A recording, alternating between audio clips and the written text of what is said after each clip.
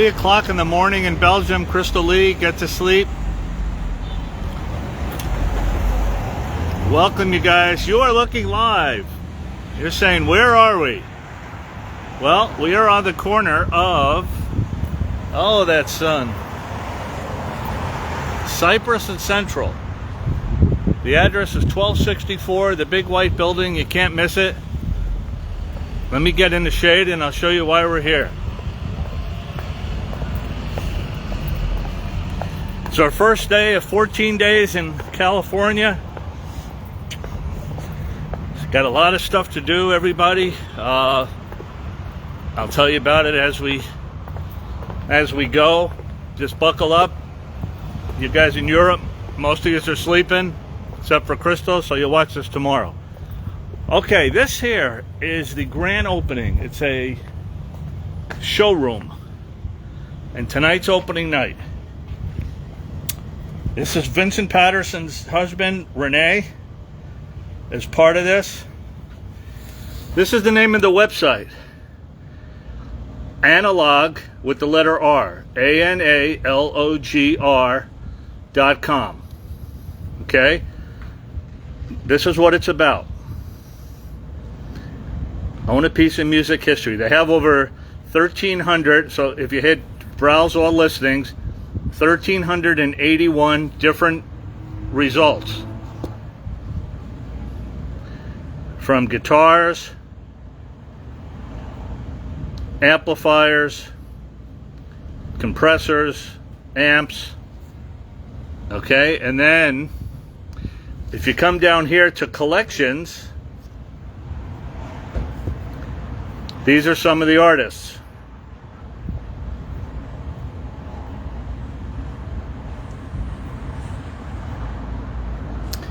And if you scroll down far enough, you see the Vincent Patterson collection. So that's why we're here, to support our friend Vincent. So we click on the Vincent Patterson collection, and a nice little video pops up. I'd like to play it for you guys.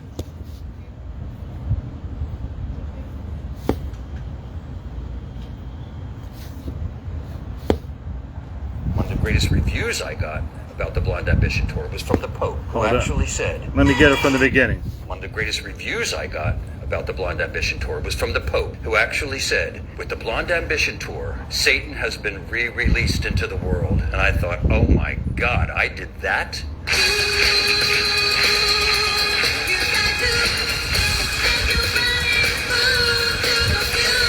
Hi, my name's Vincent Patterson, and I'm a director and a writer and a choreographer, and I was an actor, and I was a dancer and producer. I've been in this business for quite a long time. I began my life in Hollywood in a one-bedroom apartment with a black Vietnam vet and a white hooker and her 2 French poodles. And my life was on a sleeping bag in the corner of the room, and I stayed there for the first 9 months of my life in Hollywood until I got my first job. I auditioned for Beat It and got one of the lead roles as one of the gang leaders in Beat It. Michael Jackson was just starting his solo career, and I had the opportunity to be part of that and to watch it go forward. I also assisted the choreographer on that, named Michael Peters. When Michael Jackson's next big video came around, Thriller, I not only was Michael Peters' assistant on that again, but I was one of those dancing zombies. Then I began to choreograph. First thing I did for Michael Jackson was Smooth Criminal, and then I went on to work with him for another 15 years. The Super Bowl, the Grammys, his first solo tour, the Bad Tour. While that started to happen, I got a call to choreograph a commercial for Madonna. From there I went on with her to do Express Yourself, and then to direct and choreograph the Blonde Ambition tour for her. I also did the movie Evita, her piece on the Academy Awards, and on the MTV Awards of Vogue, where I put her in the costume of Marie Antoinette. It became a huge smash hit. I never really wanted to be a dancer, but I kind of just fell into it, and it changed my life in many ways. I stopped seeing the world like this, and I started seeing the world like this. Madonna and I were the first to really create concerts of this magnitude that were about costume changes, set changes, and visual concepts. When she came to me and said she was doing a tour called the Blonde Ambition Tour, I said, well then let's make it about all of your ambitions. Myself and a handful of other people really were responsible for integrating dance and music once again into culture. Some of the things that I got to do were iconic, and a lot of the pieces in my collection are iconic. I'm just so proud of my life, and I'm so grateful for the life that I had and the career that I had. So many pieces from this collection will mean a lot to so many people. Maybe they'll adopt them and make them their own, because I think they'll bring a lot of joy to a lot of people.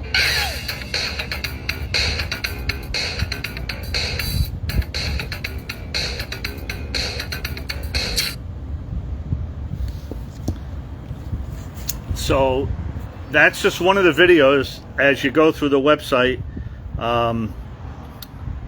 Grateful Dead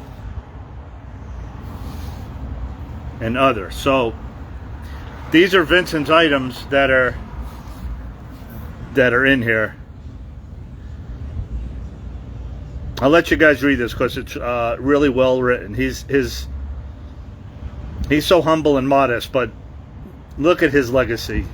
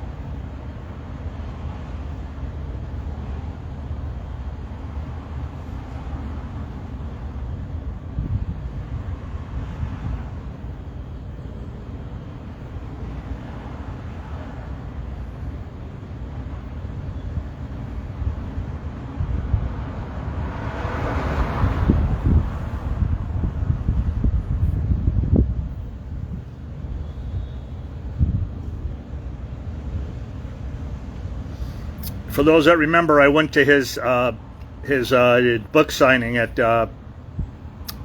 Book Soup in Los Angeles. I think it was about a year ago. It's a great book. It's a great read.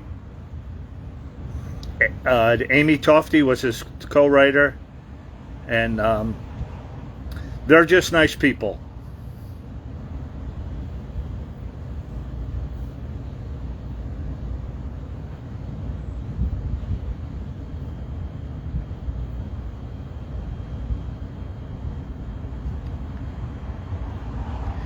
You really can't tell the Vincent story in a couple of paragraphs, but all right. So these are the items that we're going to see inside, along with hundreds of others. But this is the Vincent collection.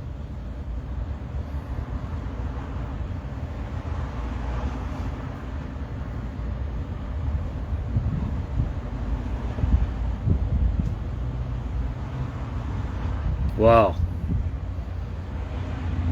You guys remember Marcel Marceau? Michael and him were on stage for a memorable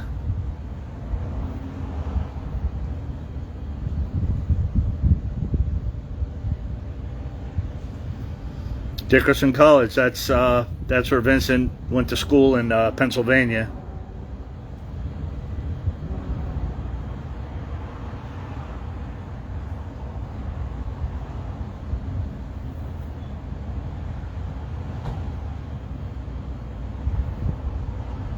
Wow.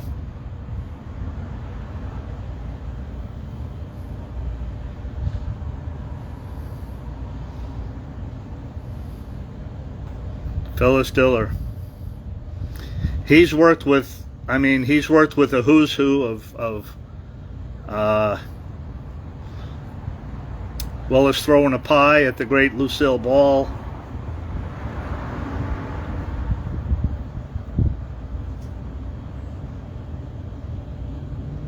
Wow, I saw the M. I didn't realize. I didn't. For some reason, I said, "Well, that doesn't look like Michael," and then I saw Madonna.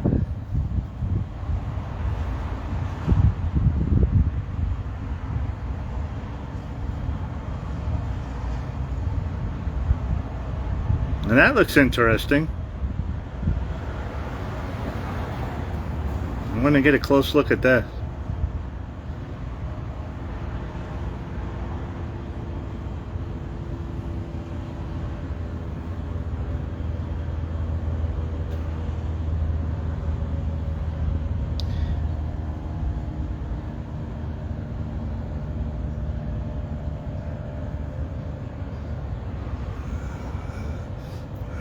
Worked with Miss Piggy.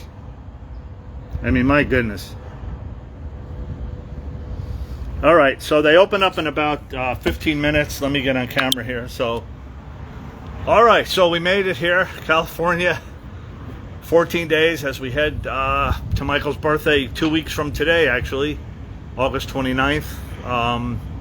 For those that weren't with us, was it yesterday? I lose track. Today's Tuesday, Monday, yeah. So for those coming out to Las Vegas on Tuesday the 29th for Michael's birthday show at the MJ1, after the first show, hey Felipe, after the 7 o'clock show, which gets out about 8:30, 8:45, we have the Hard Rock Cafe reserved.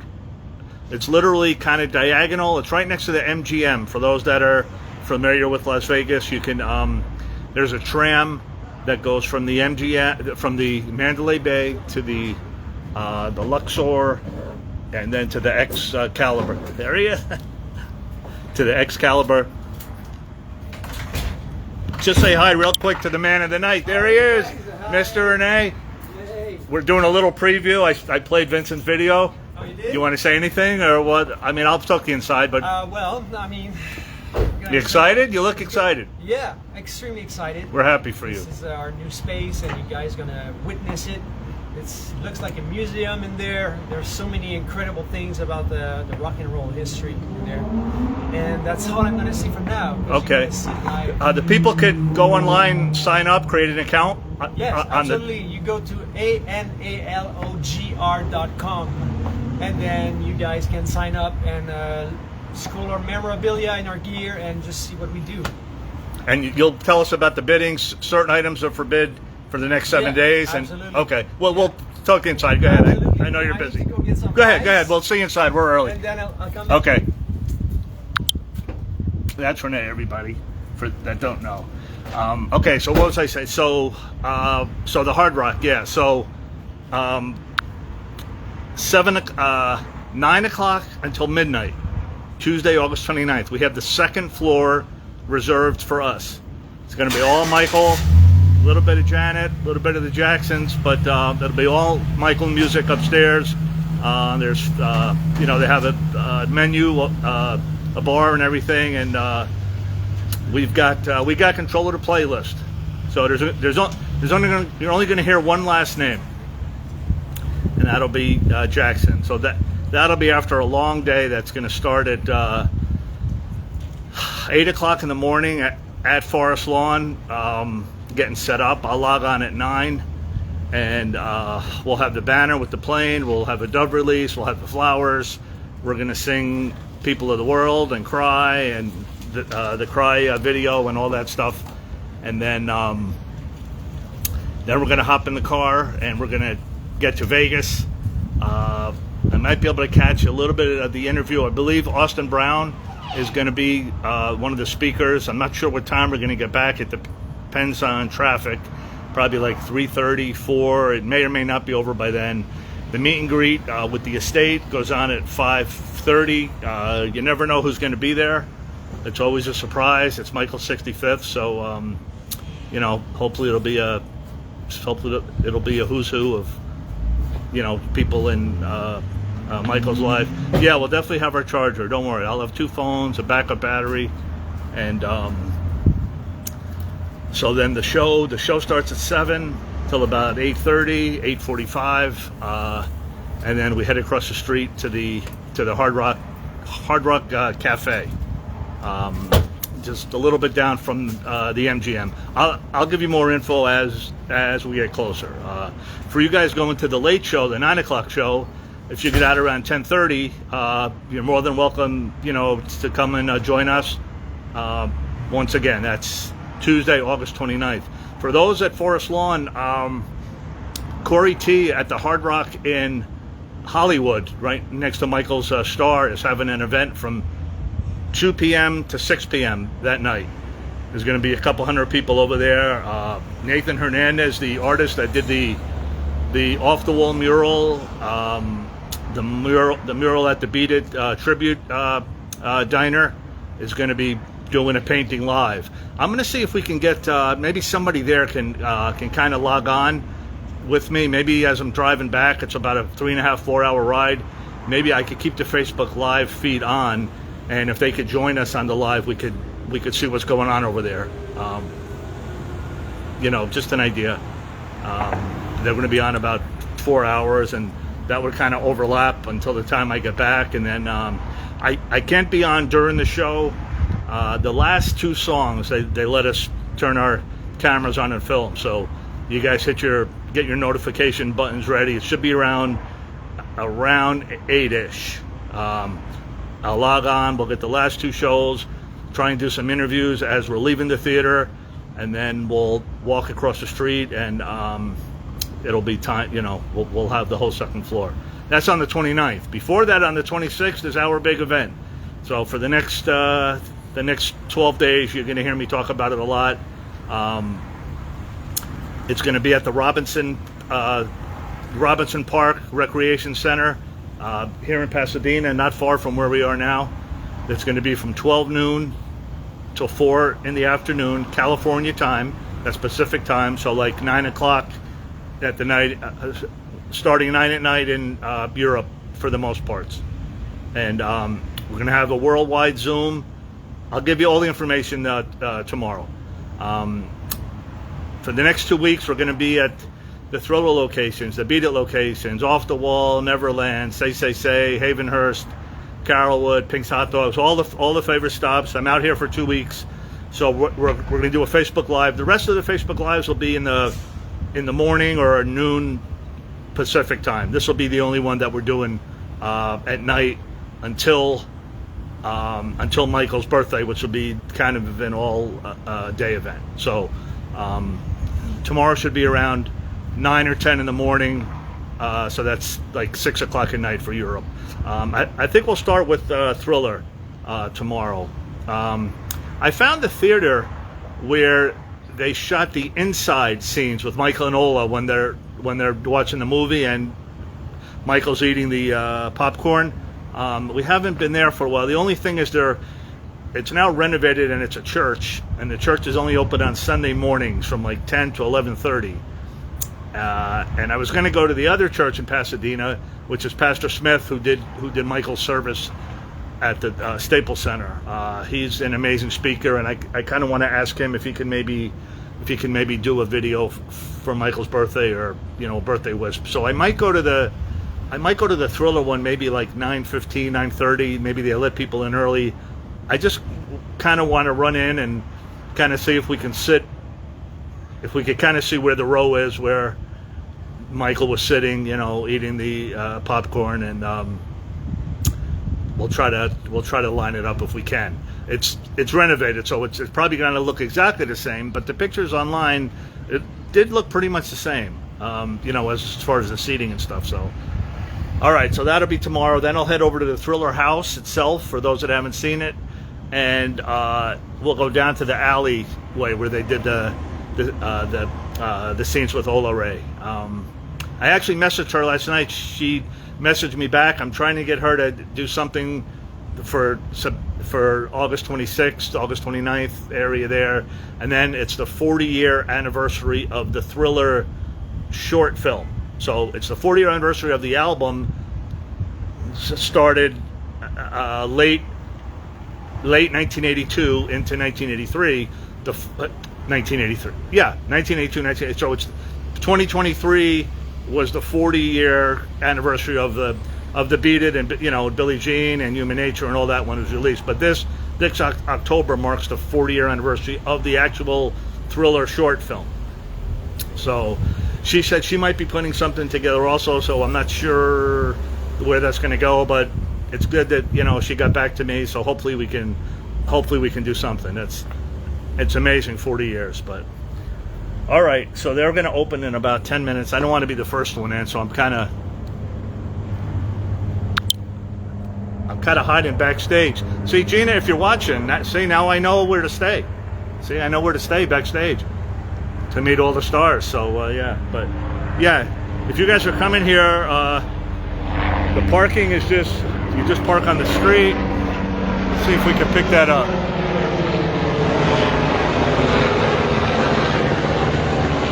See, I wish our plane flew that low. It's even hard to pick up the helicopter. See, there it is. But our plane doesn't fly that low, unfortunately. They have to stay like 1,000 feet from the thing, and we're always looking up in the sun. But hopefully someone will get it. So, okay, just real quick, a couple of the things on the agenda. So we have the flowers for Michael. I'll put the link up tomorrow, but just so you guys know, we got the flowers, we have the poster, we have the Zoom meeting. I really want everybody to try to be on the Zoom, represent your country, get a little flag of your country. It's going to be People of the World is going to be our theme.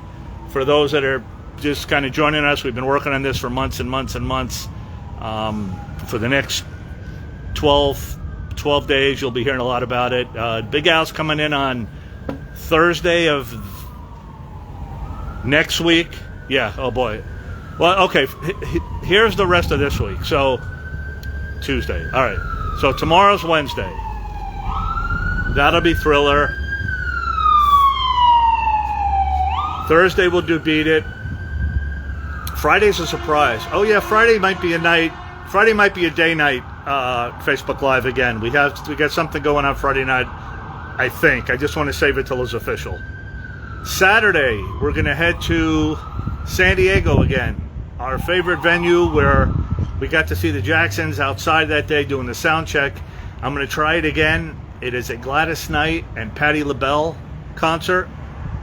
The tickets are hard to come by as of right now, but I'm going to go for the sound check anyway. So hopefully they do the same thing and we'll be able to zoom in there, and then I can either find a scalper or see if they put some seats available. Or I might just walk around. I don't know if they block it off there. For those ever watching, you can kind of stand along the intercoastal there, and I'm not sure if they let you stay there though. Probably, like, you might have to keep walking around, but I don't know if it's going to be much of, say, a show. It's mostly just going to be, the singing. So at least we'll be able to hear it. And then Sunday will be, like I said, the Thriller Theater in the morning. And then Pastor Smith, the Pasadena Church, Sunday morning at 10. And then we'll head over to Forest Lawn, and that'll be the start of, the big week. So the big day's a week from Saturday. We're probably going to have a practice Zoom. I'll let you know as we get closer. The day before, Friday, Big Al's coming, and we have to test everything. We just have to make sure it gets up. There's like big screens, which is why I rented the room. Like, there's big screens that kind of come out of the ceiling, and they come down to about maybe all the way down to here.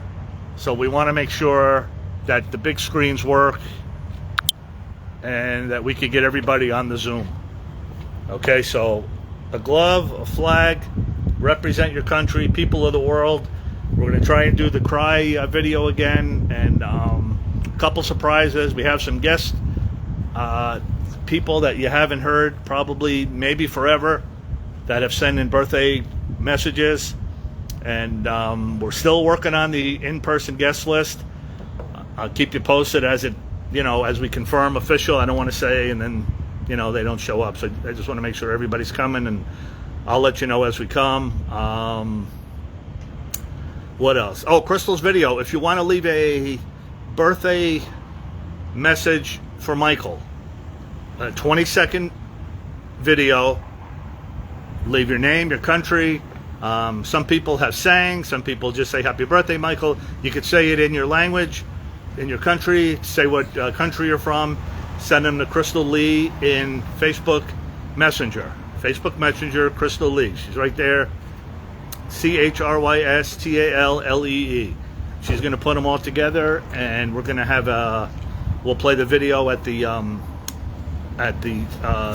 Robinson Center too at the end of the day. So 6:26. I hate to be the first one in. I'm not sure what to expect.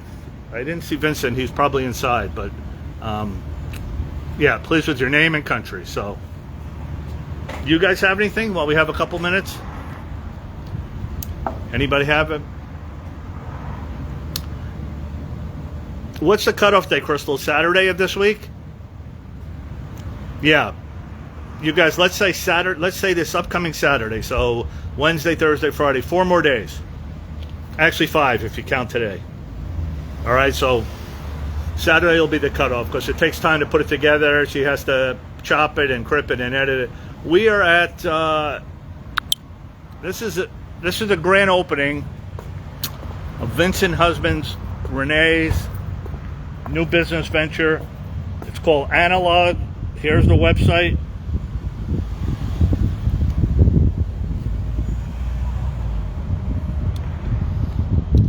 ANALOG, analog with an R. Analogger.com. All kind of memorabilia. And if you scroll down to collections, for those just joining, you'll see our friend, the legend himself. Just click on his picture, click on his YouTube video, One of the greatest reviews I got, and you'll hear the story. on that mission tour was from the Pope, who actually said, it's a big white building. You can't miss it. Satan has been. I don't want to be the first one. I don't want to be the first one.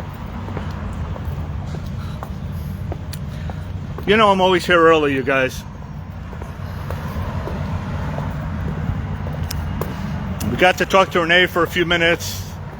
He's got a lot of stuff going on, so here's the name. Analog, and then the little letter R.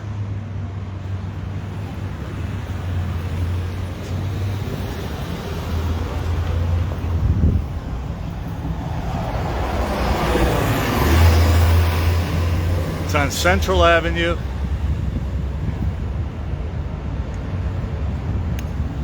And the address is 1264.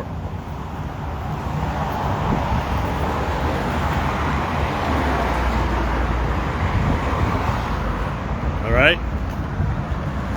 I'm just going to get out of the sun for a minute. It's hot. It's in the mid-90s here.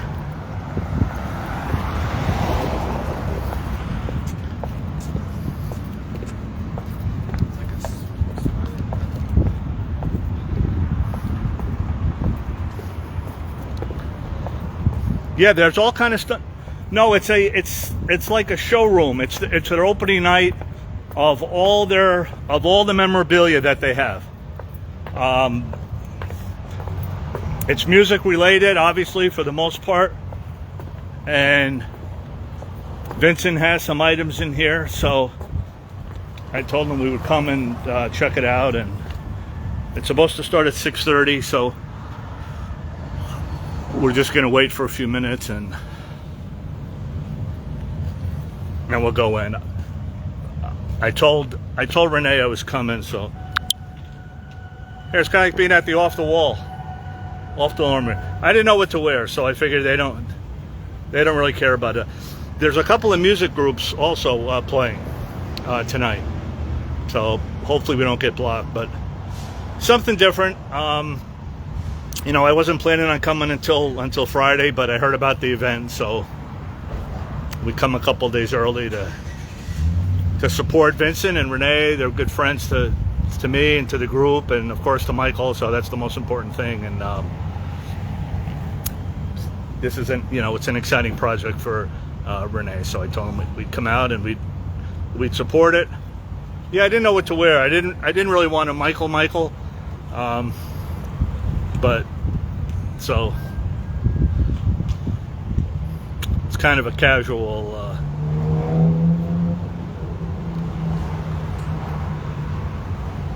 See, this is Hollywood to LA, right? Where everybody shows up late. I'm an East Coast guy. If we're not 15 minutes early to something, to like a meeting or something, like that would be considered late. So like, if you show up on time, you're late. So I was like always, as you can tell, I'm usually like, hours and hours early, but you kind of don't want to be the first. And then with the traffic out here, it's just, you always have to leave early because you never know what's going to happen. So for those just tuning in, we're just waiting here. It's the opening of the showroom. There's some Vincent Patterson stuff.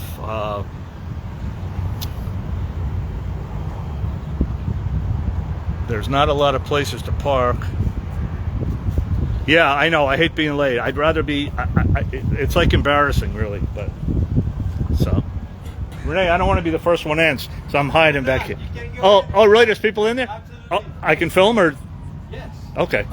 Okay. Just go in the front. All right. Thank you. Okay. All right. Okay. There's people in there, so we're not first.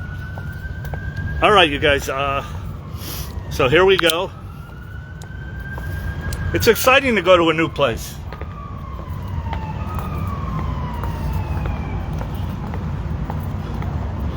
They're going to say, who's this guy? We don't know what to expect. We'll take a deep breath. It's part of being live. Once again, the corner of Cypress and Central. Boy, I got to practice on the phone. They look like they're going in. Let's wait for them. Hey, they got a good spot. Wow. I'm way down there. I couldn't even find a spot. Kind of let them go in.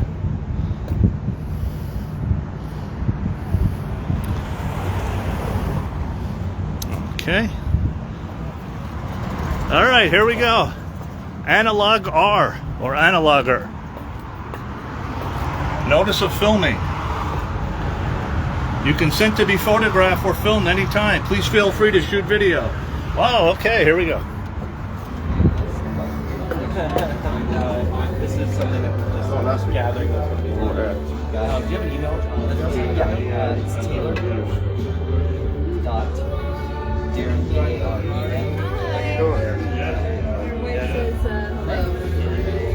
Taylor again at gmail.com. Don Taylor? Or No, Taylor not Taylor. Kind of like Vaughn James. Sorry, at I want them to New York. You know what he did? How many cars he brought What yes, you know this guy. I know this guy. How are you? I know. Come on in. Enjoy. Yeah, we'll catch up with you. Hi, Ron. Last name is P-I-A right there. Perfect. Actually, it's Ron, R-O-N, but if it matters. Ron. Yeah, R-O-N. Got it. Okay, thank you. Awesome. All right, appreciate it.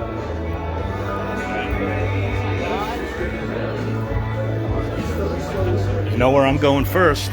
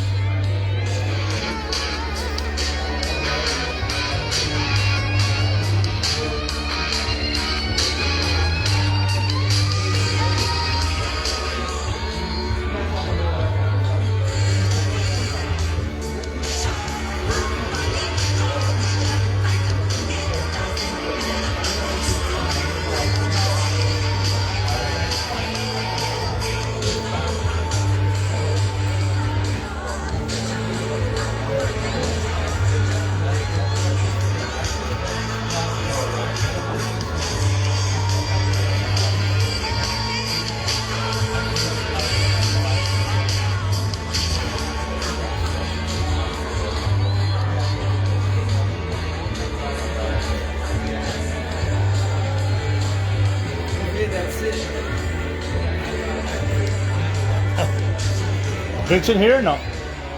He's coming.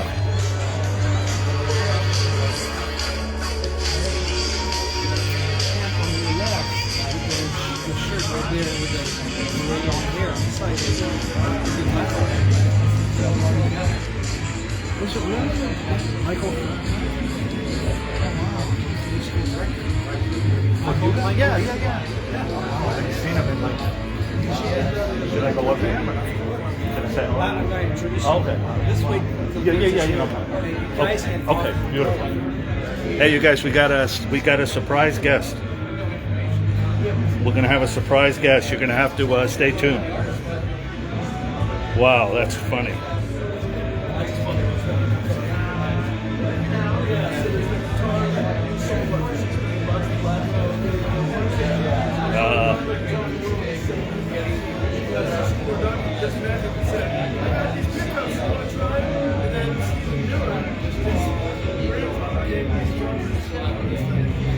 I got this other same pair that he had. It's only 200 cards.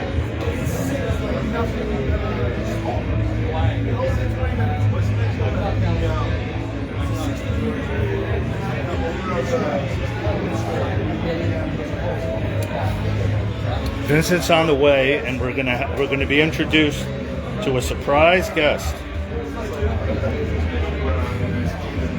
Daughter playing guitar, and somebody talking about this. It's like, I just want to play guitar, but your dad said I couldn't. Yeah, I saw that. Let me tell you something.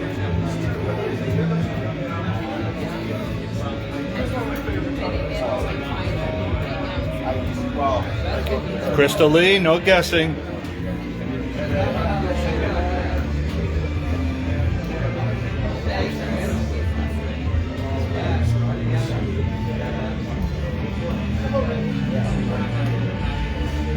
These are Dumble amps.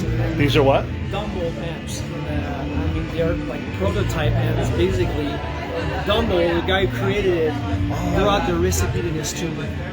So nobody knows how to build a real Dumble. Seriously? Except the Dumbles that we How old? When are they? What era? I'm not sure. I'm gonna ask Like my years friend, ago? but like maybe from the 50s. The 50s, huh? Yeah. So 80s, 100s miles. Yeah. So these are like iconic amps. And everything's on the website with the prices and the bidding.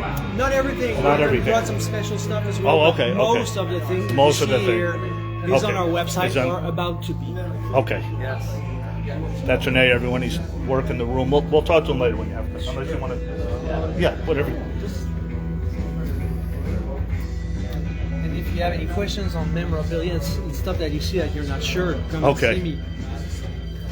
Where's Vincent's other stuff other than the Oh, we the didn't. Madonna fan? Oh, that's the only thing Madonna fans are sold. We don't have them anymore. They're sold to the museum. Oh, okay. So that's the only piece as of right now of his. Yes. Okay. Right now, yes. Okay. But we have a lot more that just like tiny items, and we don't want to have to risk someone. I see what you're saying. Okay, okay. So the fans got sold. The fans from So this is what were the fans? Ryan Marie Wilson. Antoinette. yeah, when he did the Three fans. Vogue special, Vogue, right? MTV special. Right, okay. Marie Antoinette, yes.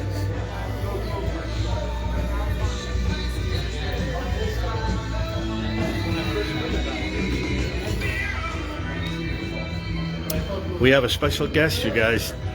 You may want to stay tuned. Going to be someone you have not seen and I didn't even recognize, so that'll tell you.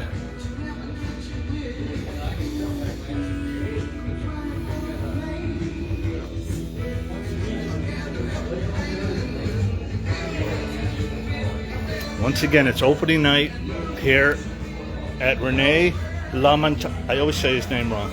I'm just going to call him Rene. Yeah, the Vogue fans were sold. This here is in Los Angeles. It is.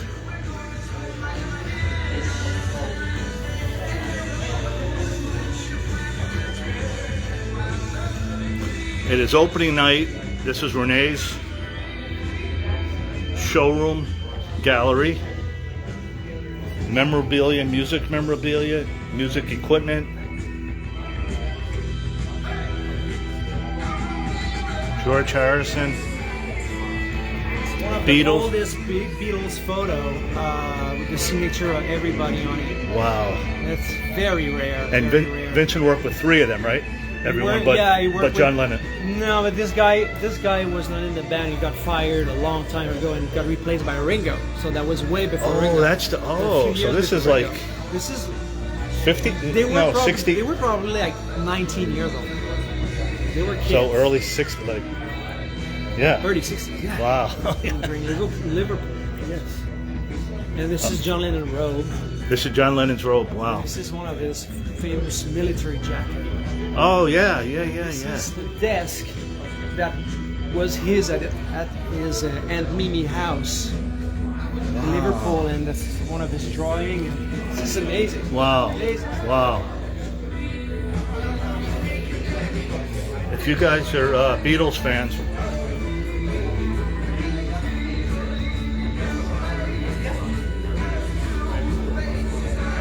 $3. Times have changed. By the way, $3 for a ticket to see the Beatles. yeah, you missed one iconic item at the bottom of the McCartney. Yeah. You see the gloves from Thriller, from the zombie who came out of the cemetery. Oh, wait a minute. Yeah, you have to see that. The gloves. Gloves down there on the floor. Oh, on the floor. Oh, wow, you guys. These are the gloves. These are the gloves of the zombie from the Thriller short film. Yeah, I didn't see that.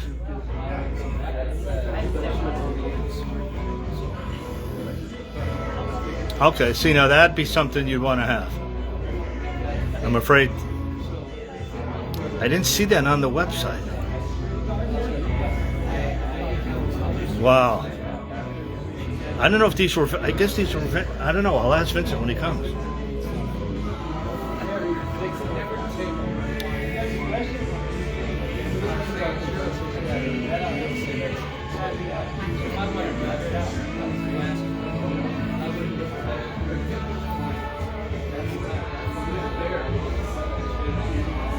Yeah, this is something, yeah.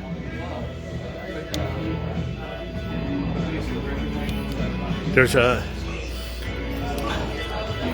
security guy there at the front door. There, you know, there's some stuff here that's worth a lot of money, especially if you're a collector. I don't want to walk past it.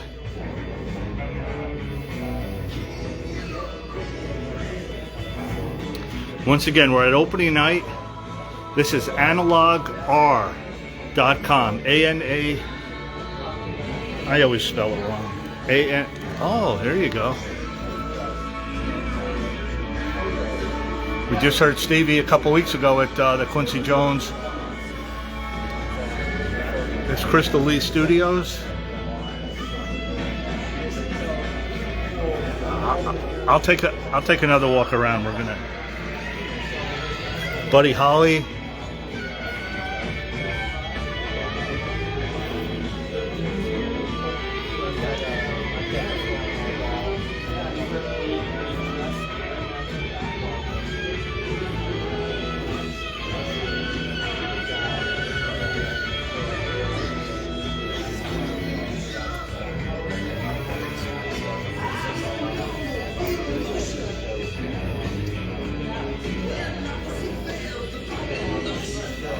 Oh yeah.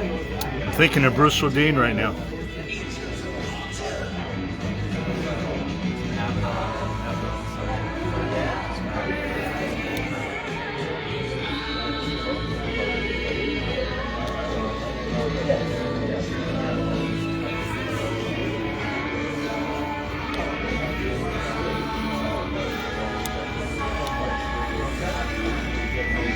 Oh really?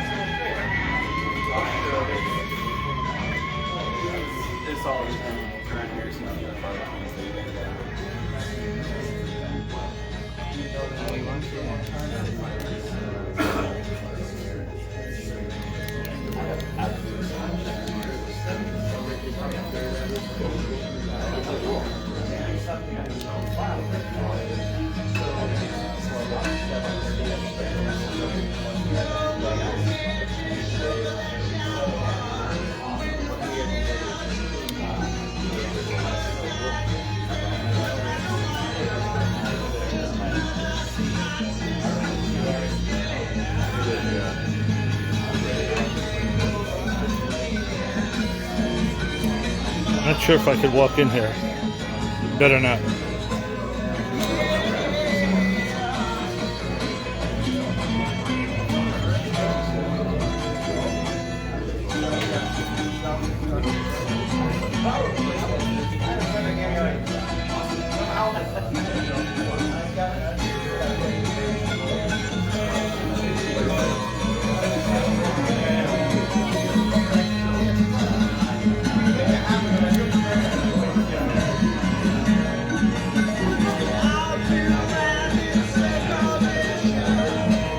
Missing the armband.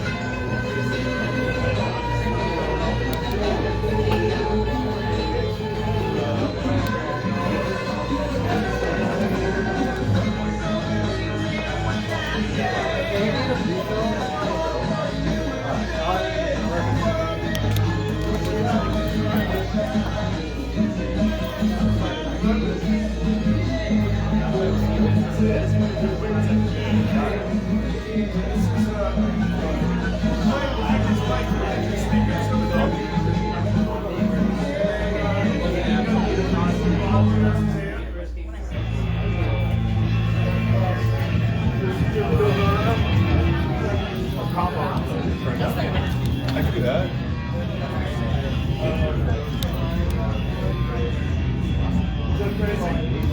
I mean, I'm guessing that they have to be his.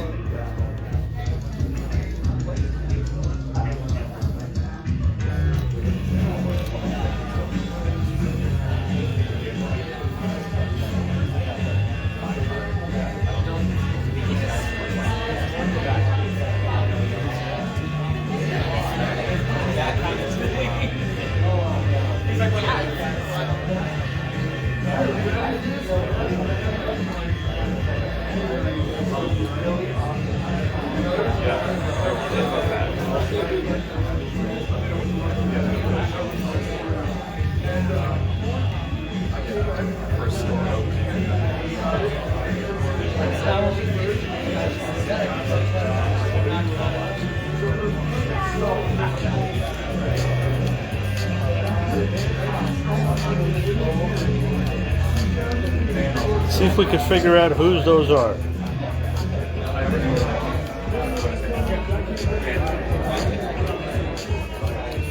Where's Vincent? On the left? I get it. Nice to see you. Thank you.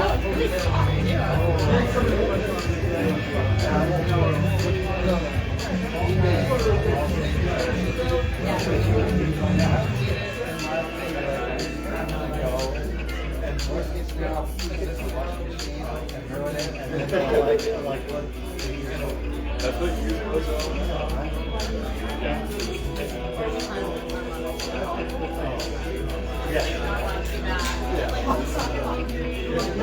Wow, that was so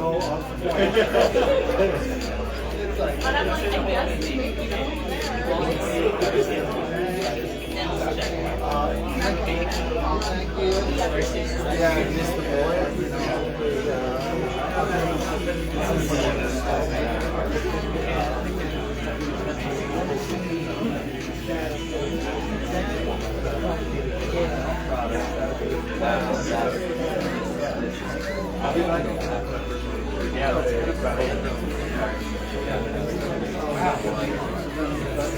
Now that I know that,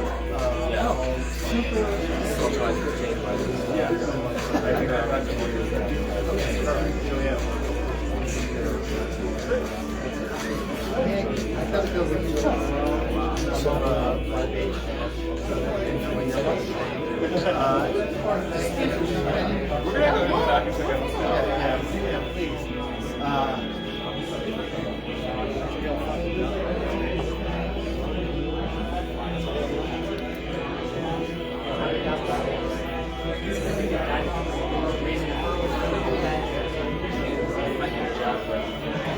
Trying to find something, guys. Hang on one second.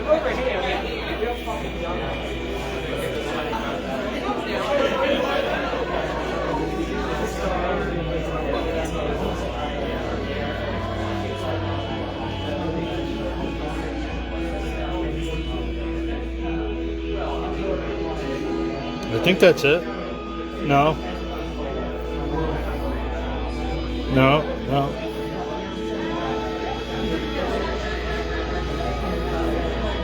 That's it. There it is.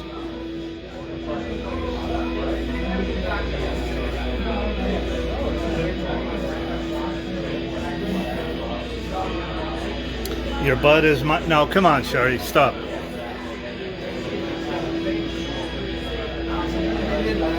It's my old hood. I used to live right here. Rumbles and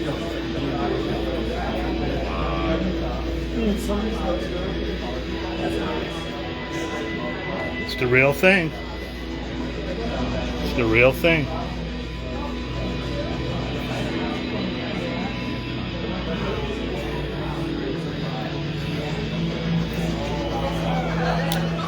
So someone famous is here. Does anyone... Let's see if we want to guess. I mean, I'm not going to tell you.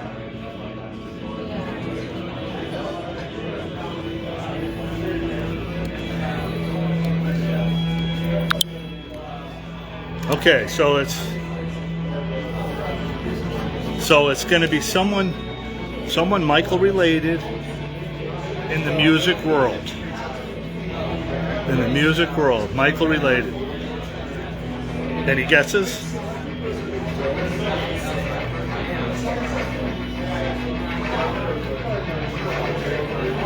Not Ola.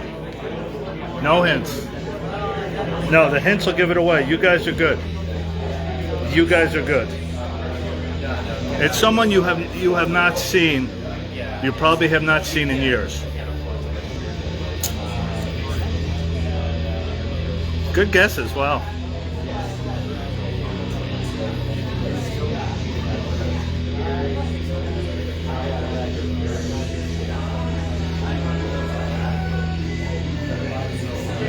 No hints.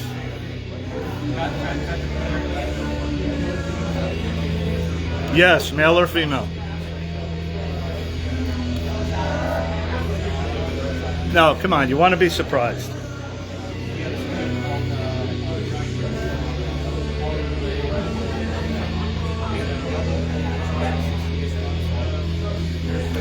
You want to be surprised.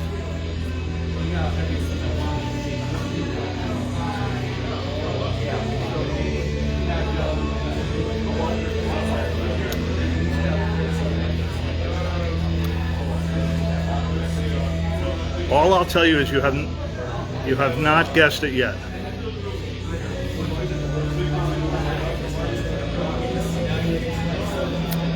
I got to be careful with the camera. Got to be careful with the camera.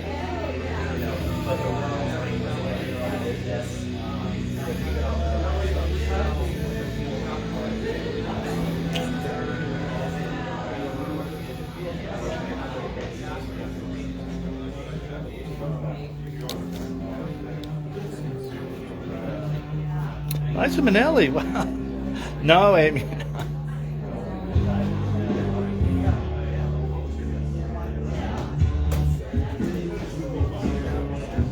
Good guess, Crystal, but no.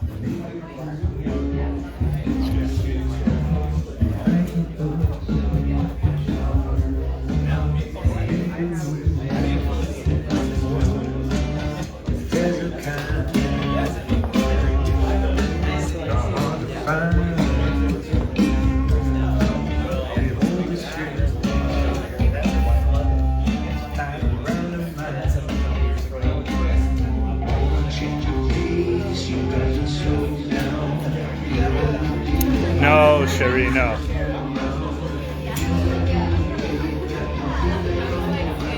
Very good guesses.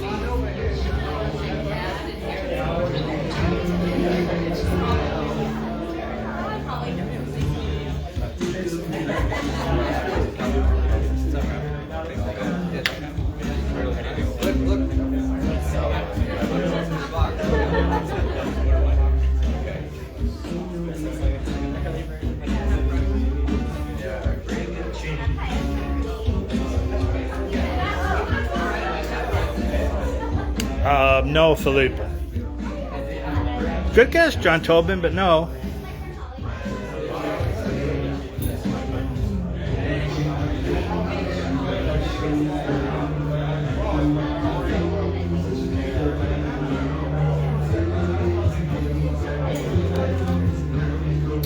No. All right, it's someone I have not met yet. Someone I have not met yet. For those that have been following me throughout the years. Very good guesses, all of you.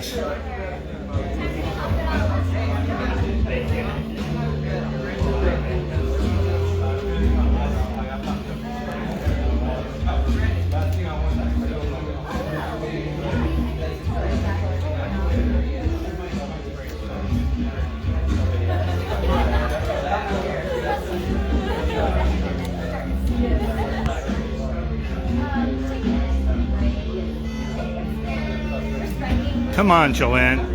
I can't give it away.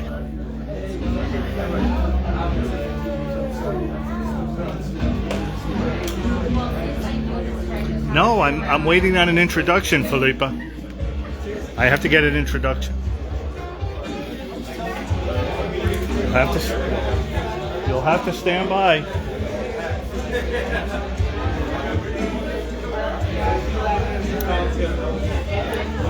All right, here's the hint. Hold on. Younger people may not know. May not know.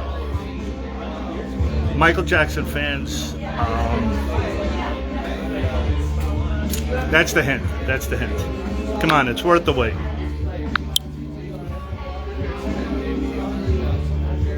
Ron, if you want to go get a drink at the bar at the back, Oh, okay. Food there already. Oh, really? Okay. So just please, man. Thanks for help that. yourself. All right, thank you. I'm having them guessing who the surprise guess is. They've had 100 guesses, nobody got it yet. Okay, they're coming. We're not going to tell you. No, not Chris Tucker.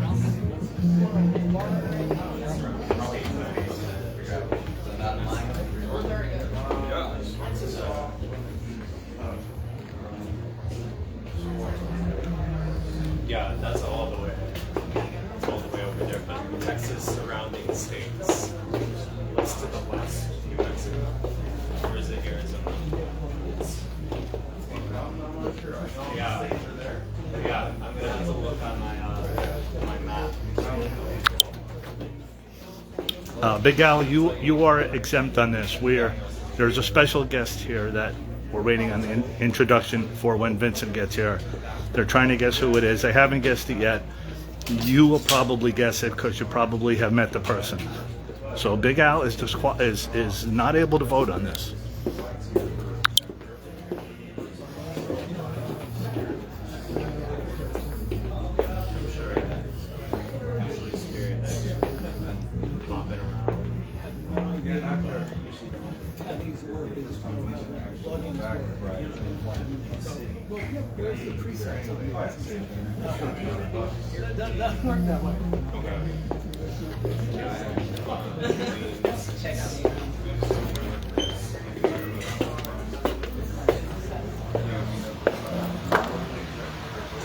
Head out on Monday morning. Yeah.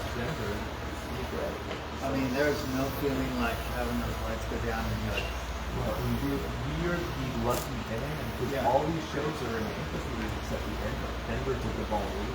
oh wow. So we actually get an indoor show where it's actually the lights are going to mean something. Yeah. we go. Yeah. Right. Yeah. I was just looking. One of the other bands started tonight in Arkansas, and it's like you go on at 7 o'clock. It's sun's still out, right? It's Are they playing it like Juanita's or? they're playing the Walmart amphitheater. Oh, cool. Yeah, it's in Bentonville. Yeah. So they're doing that, and that run, it's like they're doing Bentonville. Where'd you get the Just having a quick snack, you guys. If I could find a table.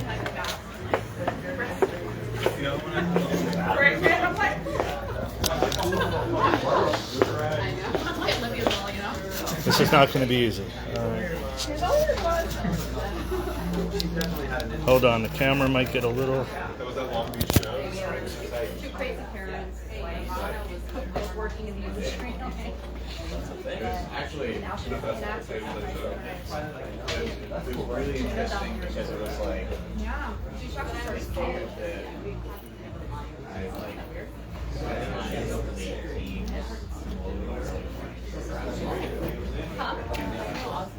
Very. It's cool though. I get it. You can keep pushing this one. One of those. Yeah. Good run. Good, man. They're still guessing who it is. I mean, all right, and here's Ron enjoying his food.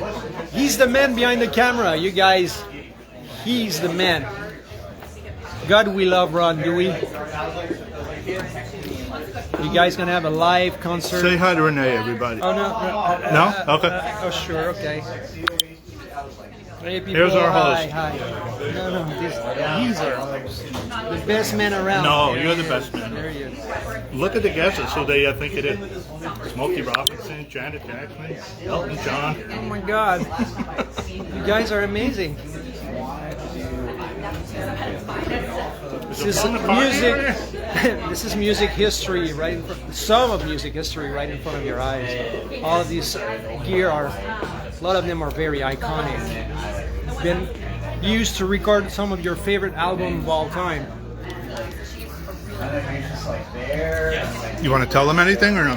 Anything we haven't covered?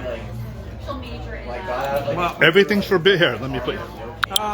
yeah, most of the equipment, the gear, the memorabilia, most of them are, on our website, ready, waiting for your bids on it. And if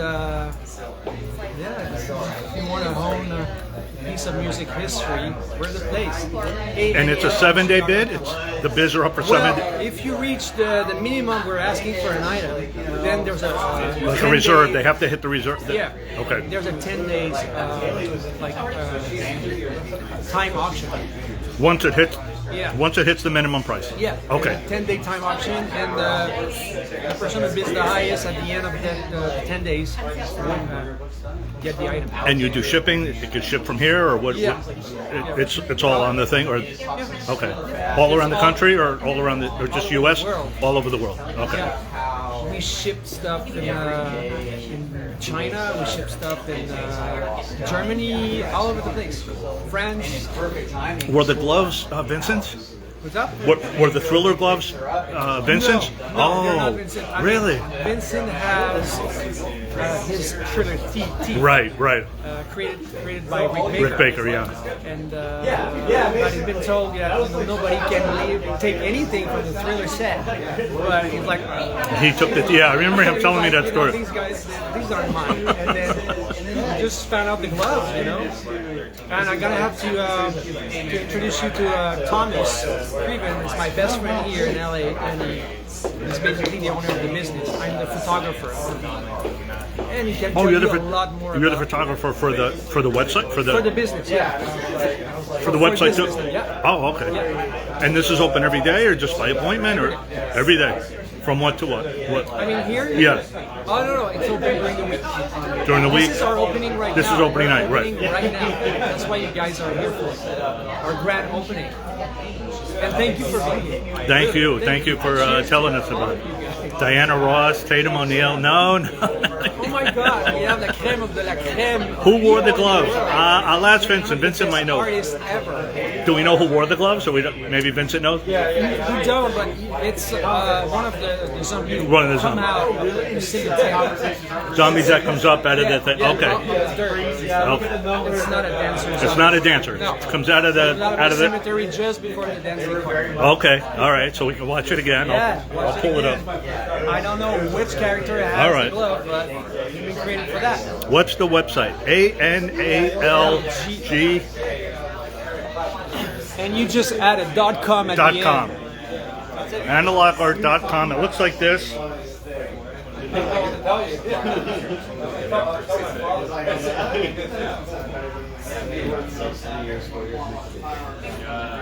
Yesterday I bought my daughter a phone pole because I thought we were going to go to the water. No, that's not that. So hard to do multiple things. I know. Especially when I'm right-handed. I've been dragged out there a couple of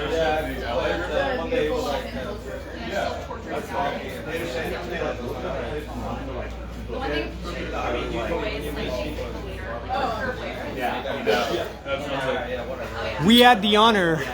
I don't know if you guys all Michael Jackson fans, but we had the honor to have Rory Kaplan here. That was Michael's musical director on the Bad Tool with another gentleman, and he worked with Michael for years. And the other day he was trying our keyboards right there, and he was playing The Way You Make Me Feel, and he my was gosh. playing The Man in the Mirror, Thriller. Really? Thriller. It was insane. You got to film that next time if it ever happened. All over, just knowing that this guy was the one who was doing in front of hundreds of thousands of people during the Bad Tool. This is real history. Which I have to introduce you to. Which one did he use? He used the white one right there. The white one right here? And these guys, he kind of tried most of them.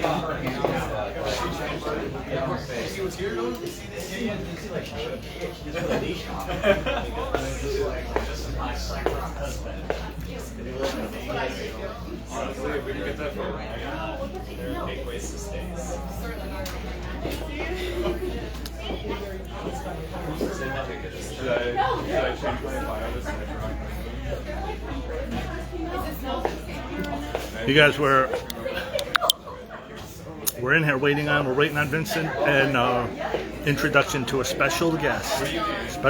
So hang in there with us. Tomorrow morning we'll be at the Thriller House, the Thriller movie theater, not the Palace Theater where they shot the inside scenes. We're just going to see the outside of it, and then Sunday morning I'm going to go inside. Eddie Murphy, no. I'm going to go inside before church starts. For you guys just watching here, let me do another quick thing around. We're waiting on Vincent. Let me get away from the food.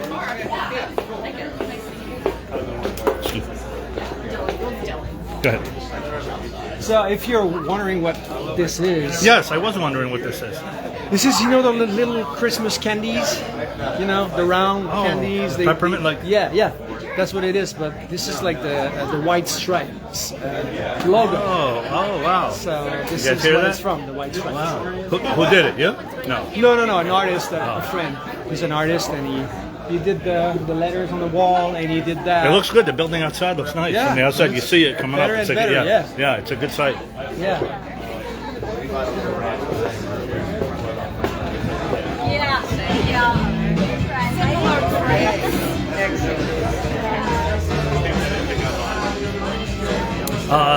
Tomorrow. Let's say 9 in the morning at the Thriller House. Okay, tomorrow, 9 a.m. at the Thriller House. Then I'll go to the Thriller downtown, the Thriller locations, and yeah, I mean it's a pretty cool place. You had a RSVP here. This is the guitar sign, Joni Mitchell's guitar. Joni Mitchell's guitar. Wow. I mean, I don't know if she really played with it, but at least she signed it, and I think it's one of her guitars. That's what I heard. And this is from Vincent's early video. He was a choreographer on a video called, like a short movie called Window Liquor from Aphex Twin. It's like electronic music from the 90s. Really? And Vincent was the choreographer on it. Wow. And he got the mask.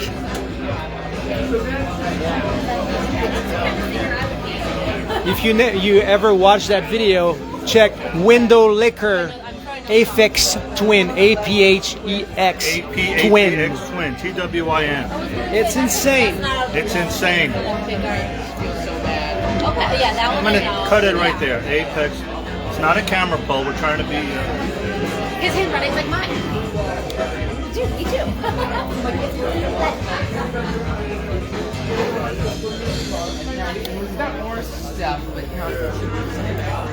All right, that was a camera pull. Yes.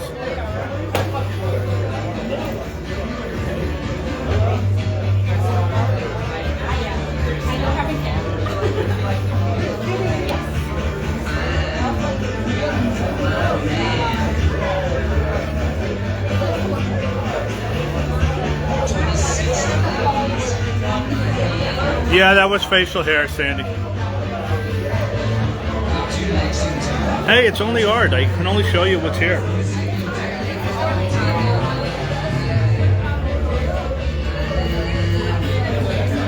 If you guessed correctly, you've been guessing for an hour and nobody got it.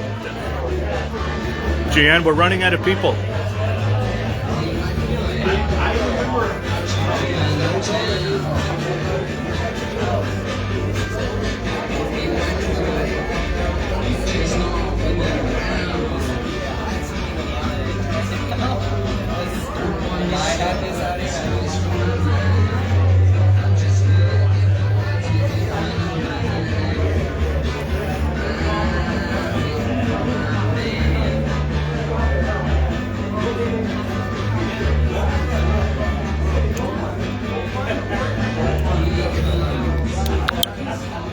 I thought that was Greg real quick. I got all excited, but it's not.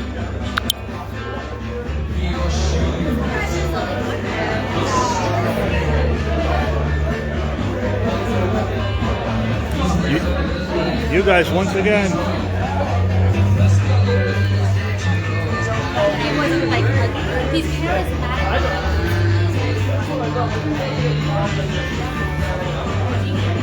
Oh, Big Al, yeah, Big Al, you go wild in here.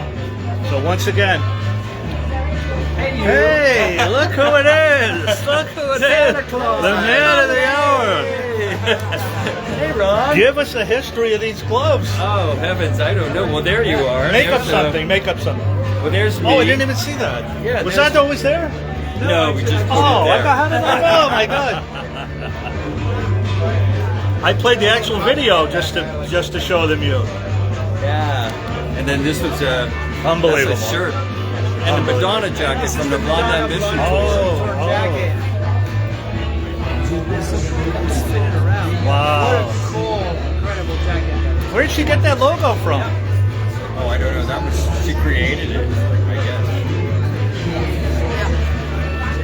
guess. So, Renee said someone that came out of the... This is not one of the zombies, the glove. That was the zombie came out of the cemetery.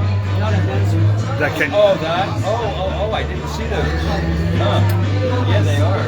Zombie gloves. Hey, Thomas. Oh, this is awesome.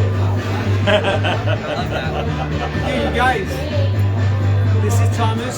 Hey, Thomas. This Nice is to meet Ron, you. the Nice to founder meet you. of our business. Oh, nice to meet you. Yeah, He's my yeah. best friend. I like that. Well, we had to represent Michael. What's a logo? They don't really care about us video. That's what Michael wore in Brazil. It's like a band, a drum band. They play the big drums. Yeah, it's Phil. Oh. But this So is, zombie. So this is Thomas. He's the founder of this business. you want to be on camera or no? Huh? Did you want to be on camera? Yeah. Yeah. Oh, okay. Okay. We're on Facebook Live. Michael Jackson fans and Vincent fans, and so We're all Michael Jackson fans. Yeah. Thanks for hanging out with us. good luck. I'm sure you guys will do well. It looks like a great. And he's a great guy. He is. Yeah, he's a great guy. You're a great guy. They're the happiest couple in Los Angeles. I tell people. Seriously, I really mean that. Really, you guys. I love you, man. Thanks, guys.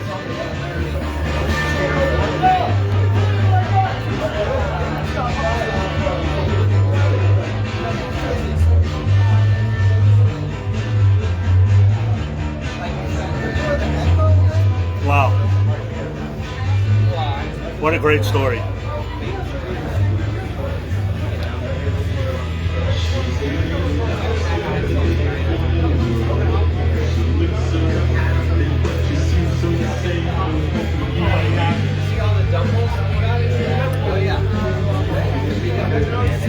I'm afraid to ask how much. I really want those. I guess we should ask.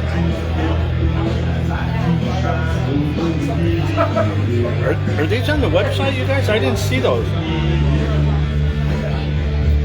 You guys see these on the website?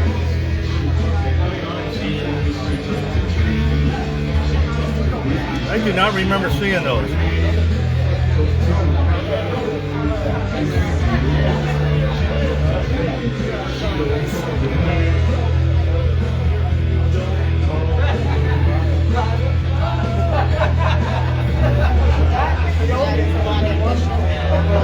Hang on, I'm trying to see if I could. For some reason, the internet went.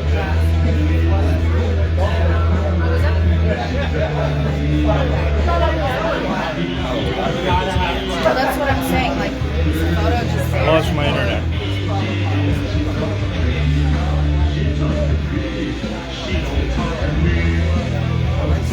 No, Shirley. Vincent did not wear these.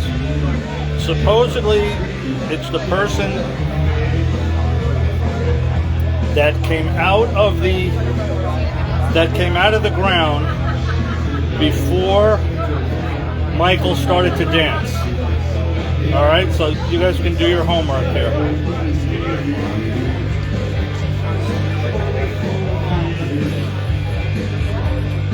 The person that came out of the ground before Michael starts to dance.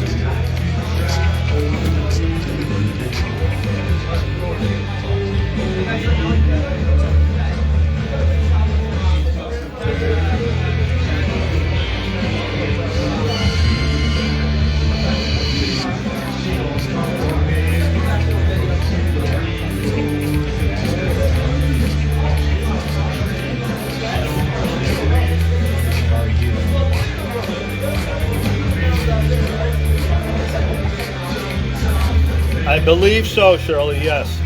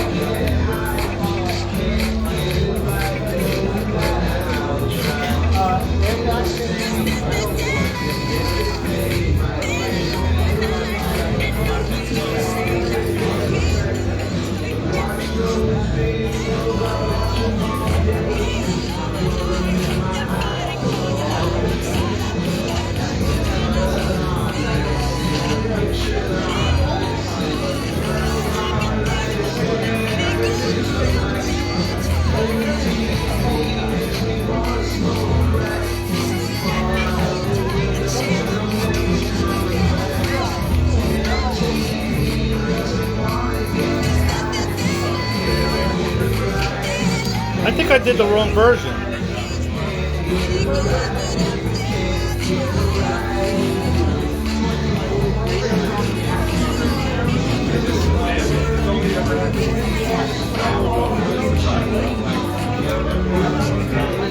Wait a minute. I did the wrong version, you guys. Hold on. Alright, that'll be our homework.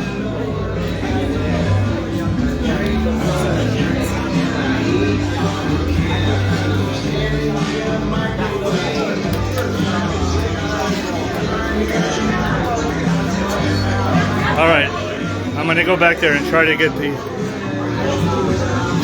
introduction.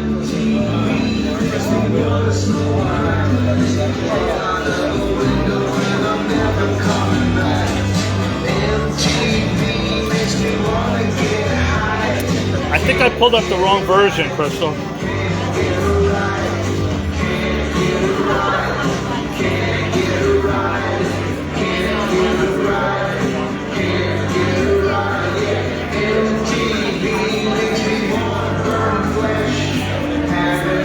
Oh no, we need the 13-minute version.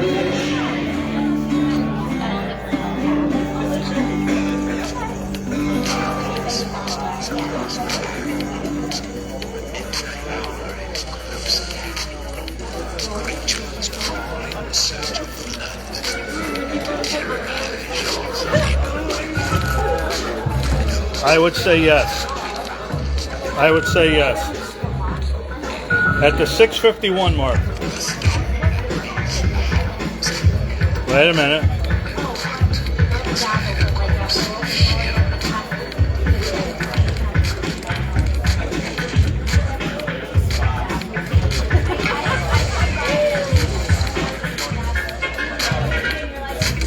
Could be that.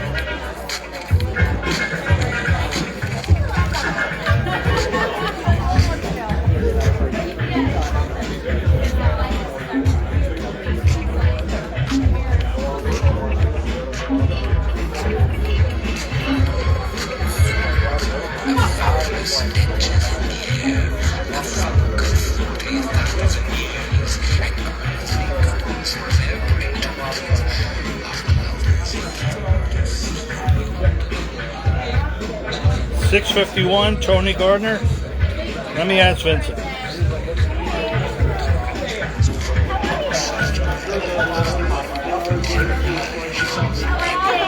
You guys saying right there?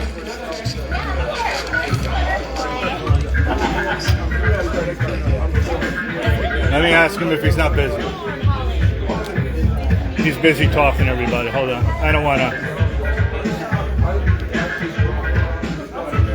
I don't want to bother to pull.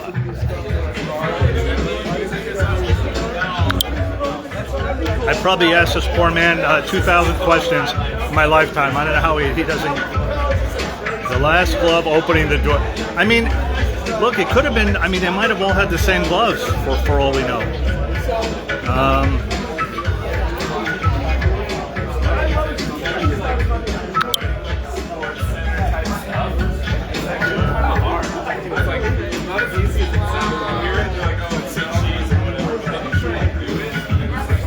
He's in there talking. I don't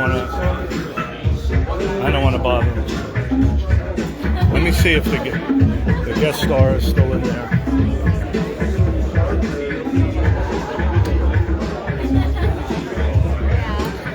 It's getting kind of crowded.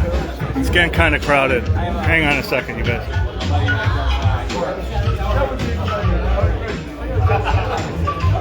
All right, I don't want to keep you in suspense. Renee said who it was. Rory Kaplan. For those that remember, he goes way back with Michael. Like we're talking victory tour. Here, let me show you.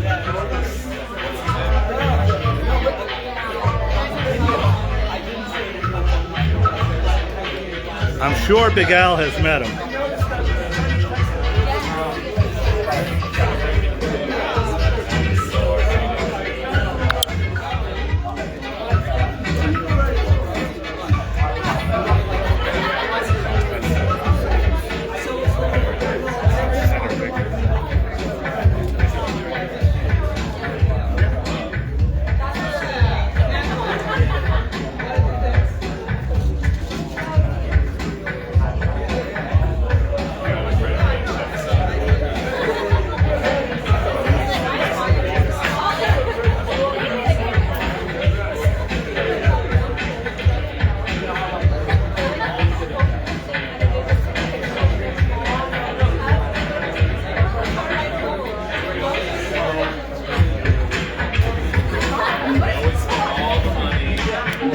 if I can. I don't think someone guessed Rory Kaplan. I didn't see. I mean, I didn't see all the comments. You never heard of him? Oh yeah, no, yeah, absolutely. Like the Victory Tour, you know. But he's played with Stevie Wonder. He's played with Greg a lot, filling it. Let me see if he's in here. Hang on.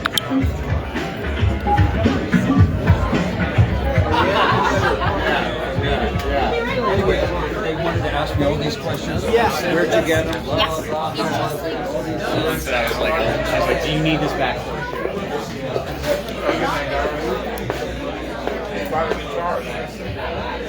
You never heard of him? Come on, you guys.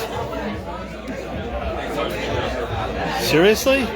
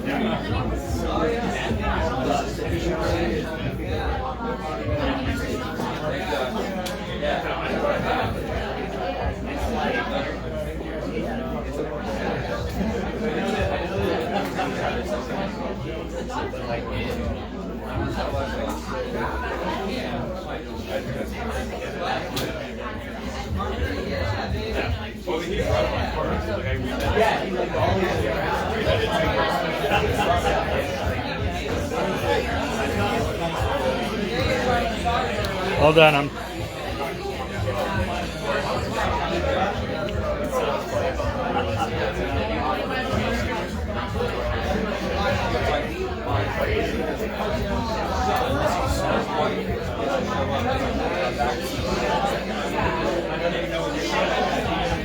This is my interview with Rick Jackson. Enjoy.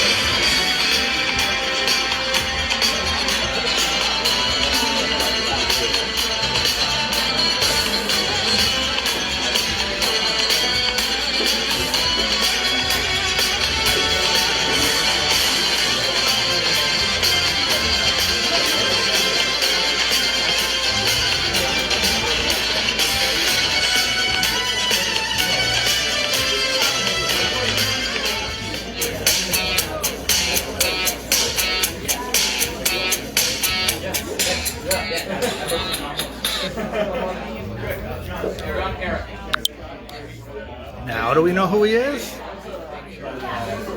I told you. Maybe if you're maybe if you're younger, but Victory Tour, Bad Tour. Come on. Now I don't see him, unfortunately. Oh no, there he is. There he is.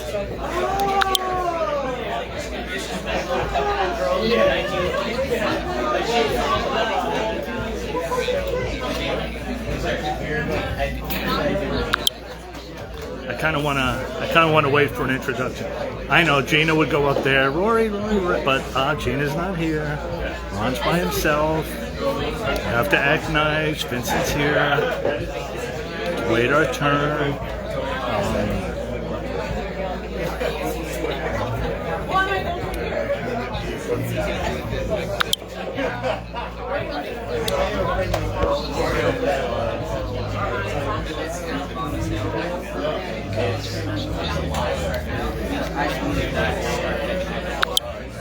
Once again, I'm like TMZ again. I really got to stop this. Really, it's not my style.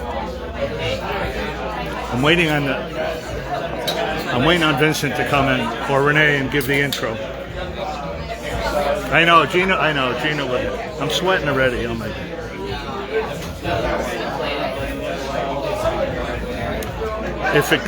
If it goes well, I'll mention about the birthday. What we're doing. We are at Hair Shirley for. Gee, Shirley's late. I never would have guessed. This is Renee is a photographer here. It was called analogart.com. Okay, go to .com, and they have all these items are are for sale and for auction and for bid, and it's collectors. I'll walk around out front again. I don't want to walk up to him, you know. So I'm standing here in the corner. Who does not blend in? Who is not dressed appropriately? Who is not Tito, Jackie, Terrell, Marlon, I see you. All right, I'm standing here. I look a little weird. Let me. People are saying, "Who's this guy?"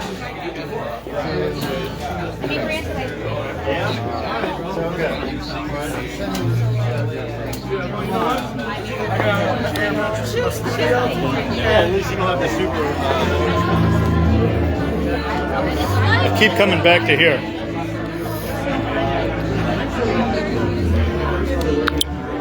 These are regular clothes, Wendy. I'm dressed appropriately.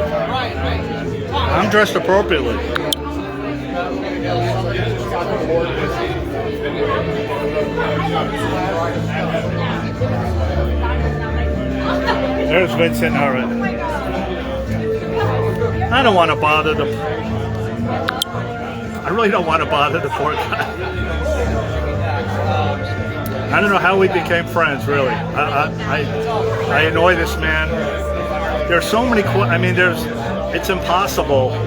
Like, you could talk to him. Just think of the questions. If you just say the only thing he did was Smooth Criminal. How many hours could you spend asking him Smooth Criminal? The clothes, the coin toss, the lean, the dance, coming down the staircase. I mean, it's like the stories, how it started. Michael gave him a cassette tape at the Havenhurst house, and it was and he goes, "Here, create this." He didn't know that he even wanted him to be the choreographer of the thing. So it's like the whole story of how it happened, and it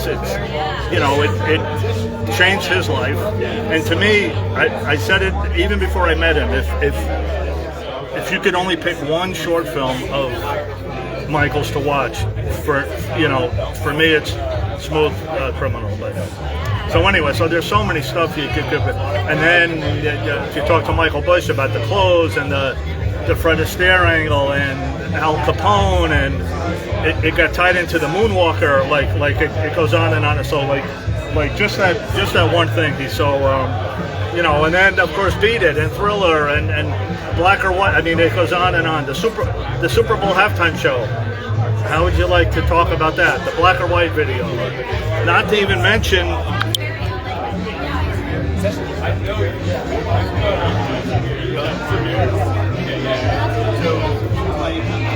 I mean, what an amazing career.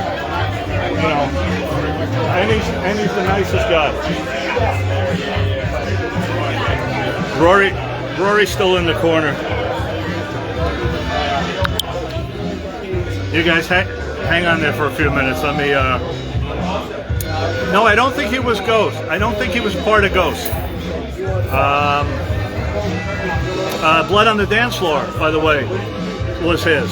So it's like Dirty Diana, Speed Demon, The Way You Make Me Feel, 250 commercials, MTV when the angel came down from the sky for Will You Be There? I mean, come on, it's like. Okay, hold on. Renee's gone.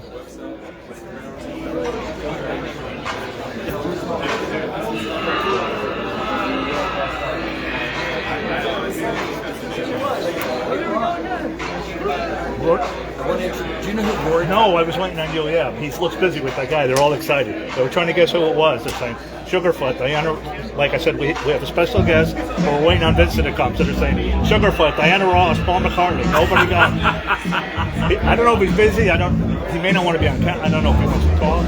Well, You I'll wanna ask him. Yeah, Yeah. ask him first. And then give me this. He's been talking to that guy in the corner. I didn't want to. I don't know. I know, me too. He said, I want to talk to you. Are these to be bid on? I couldn't find it on the website. I have no idea. Oh, all right, okay. I have no idea. They're thinking. We just watched the video. They're thinking it's the first guy, Tony. You guys, what's his name? Here's our friend, Mr. Patterson. What's the name? Who we think it is of the guy that comes out of the tomb? Tony. Who's Tony? I'm a thriller really. I've heard of the name. Well, there's a dancer, Tony, but he wasn't one of the zombies. I don't know any of the zombies. Shirley, who do you think the zombie was? Tony what? The zombies weren't credited, right? On the. I don't know. I don't remember seeing the. It starts with an M. Come on, you guys. Hi, Vincent. Hearts for Vincent. Send up hearts for Vincent, first of all. He's our Tony Gardner. Tony Gardner? Yeah. Tony Gardner. Does that sound familiar? Well, see, I don't know any of them. I don't know okay. any of them. It looks like, but it could have been a couple of them too. They might have all had, or like a lot of them might have had these books. It's hard to tell in the video. Yeah, I don't know. First guy that I wasn't there for that part. You know, all right. When they were shooting that. There's hearts for this amazing man. Well, Paul McCartney has a nice ass. We said that. I played the beginning of the bad video. Your butt is mine. That's good. That's really good. But that's the actual jacket. I pulled it up online. Yeah. No, these are all. Everything's real. Everyone's saying hi to you. They all love you. Look at Renee in action. Don't underestimate his photography skills. Look at that man. No, that's what he does. I know. That's what he does. He's in pose. He's in position. Hi, Vincent. You're looking great. Hearts for Vincent.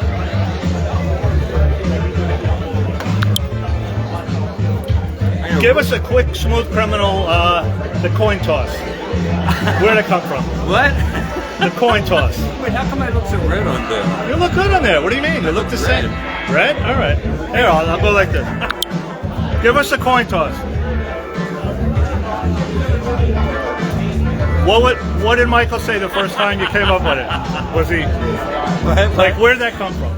Me, my brain, Right, but my like, stupid head. and what did Michael say? Like, he had to love it, right? Yeah. I love it, Vince. It's iconic. I love it, Vince. The minute you hit, and then he goes like right with the thing. See, that's why I said you could talk to this man for 40 hours. Here's the happiest. I tell people, are there any happy couples in Los Angeles? I said there's one happy couple in Los Angeles. Here it is. Absolutely the truth. Hey, listen, whose are those? Whose are these? They're from the cemetery. But are they for bid? Are they up for bid? Are they for bid? Yeah. But who gave them? I'm gonna. Oh, okay. Yeah. Renee doesn't know. Thomas knows. So they're not up for sale yet? Yeah, they are. They're up for sale. Okay. But Thomas knows. Thomas, no. Okay. We have a question. Whose gloves are these? Do we know? Yes. Is it the zombie that comes up out of the tomb? Cemetery. No. I don't know. I don't know exactly whose gloves they are, but what's the gentleman's name that made the outfits? Rick Baker. Yes, Baker. I know he made those, but I don't know. Okay. Oh, but who owns them? Oh, we own them. And they're on the website for No, they're for not. bid? They're not. Oh, they're not yet We up haven't for put bid. them up, but- Okay, you guys, they have not been put up yet. For how much? Hang on, we don't know yet. They're not available yet. Yeah, we have 50,000. Stay tuned. Yeah, it's you know. Stay tuned. Okay. When something like that becomes available, you have to get it. Yes, absolutely. So that's why we have it. Right. That's it. Yeah. Hey, you got Beat It and Thriller. One more thing to ask. And you got. Yeah. The girl is mine. The girl is mine. There you go. Okay. Your butt is mine. I know. I was like, oh, you got such a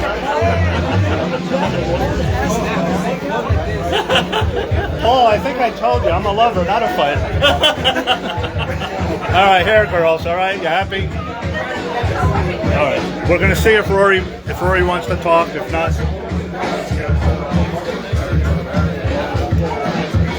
We're gonna have to introduce you to Rory Kaplan. yeah, I don't know if he wants that. Does he want to be on camera? All right. All right, guys, here we go. Hang in there. He's busy. Yeah, he's been talking to that guy. He's talking to two guys. I'd love to hear him play over there. Let's go see what he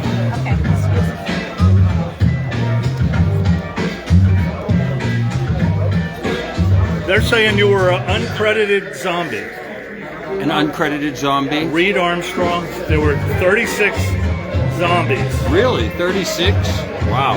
Kim Blank, Jeff Parker. Kim Blank was a dancer. Kim Blank Zombie wasn't a opening zombie. the crypt. No, Kim Blank was one of the dancers. Kim Blank was one of the dancers. Yeah. They're saying it from the man himself. Yep. Zombie dancer and buried zombie, Because uncredited. Kim was in Smooth Criminal too. Oh, really? Oh, wow. Yeah. All right, hopefully we'll get to talk to Rory.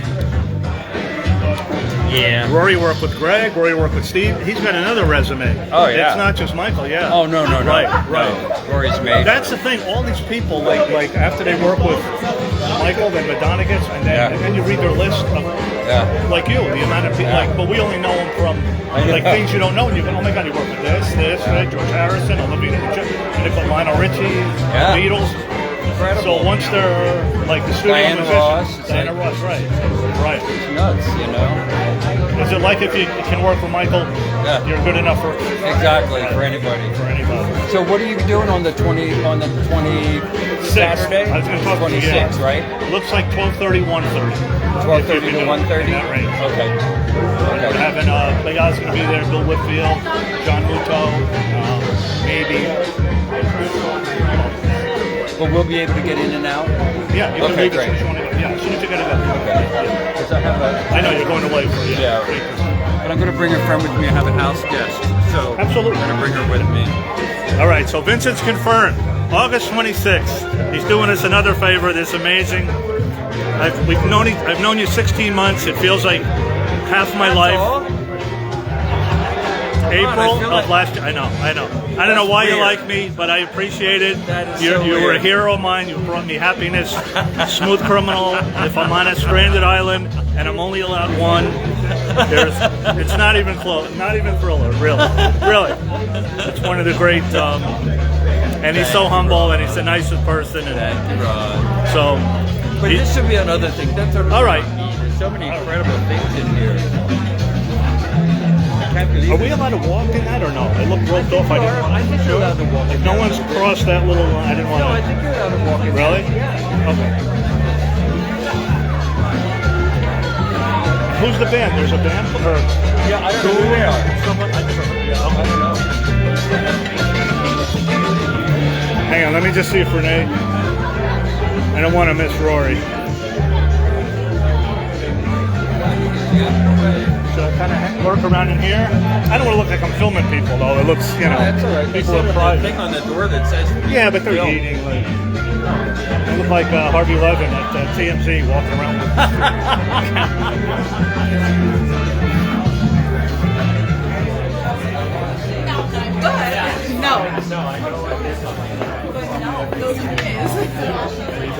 Yeah, I'm gonna go hide in the corner here.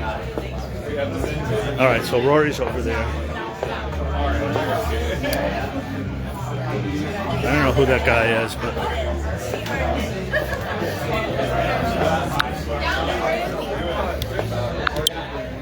you guys just tuning in, yeah. So the gloves are not. I don't know how much they're going to ask for those. I mean, I can't imagine. Yeah, that'd be a great thing to own, right? Wow. But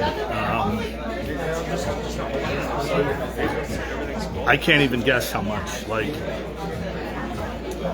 I can only take. I mean, I can't afford it, but it would take like one crazy guy like me that just wants it. You know, that money means nothing to. Like, that's an item you would definitely want that. Like, I can't imagine there's a lot of those around. Actually, Vincent told me you weren't allowed to take anything from the set, and he took his teeth. He took his teeth.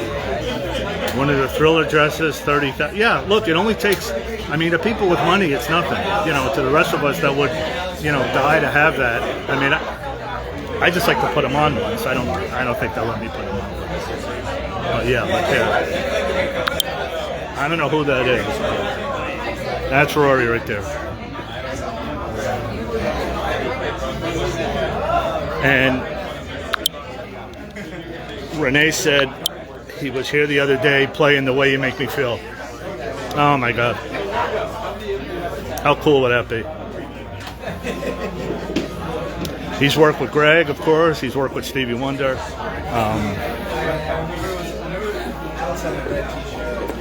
Yeah, surely you're right. I mean, there probably are musicians here. I stand out like a sore thumb in here, really. Instead of like getting them. It's like, who's the camera guy?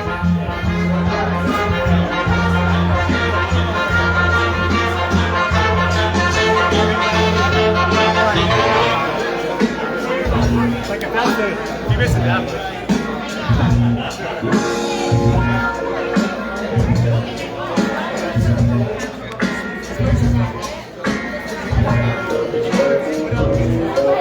It's kind of roped off. Like, I'm not sure if we're supposed to walk in here, so I don't want to. That's the head guy, but I don't want to walk in.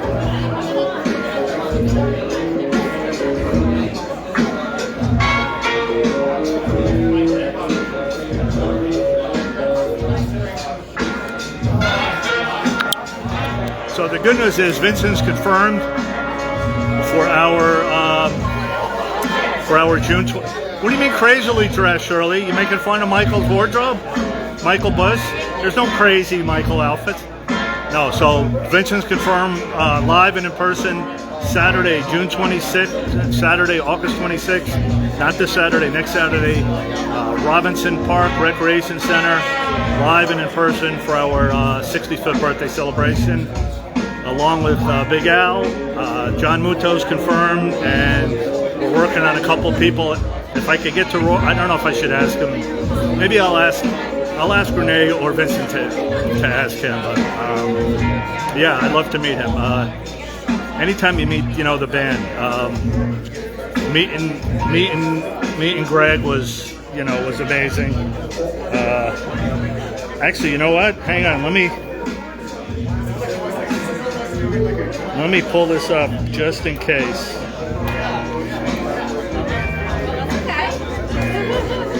Just in case the miracle happens.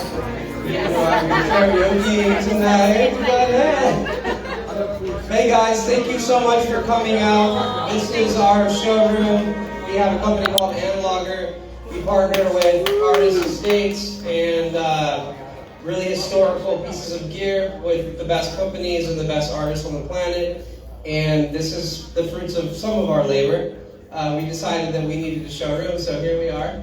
And I know almost every single person here, which is awesome, and thank you for coming out. Let's see here.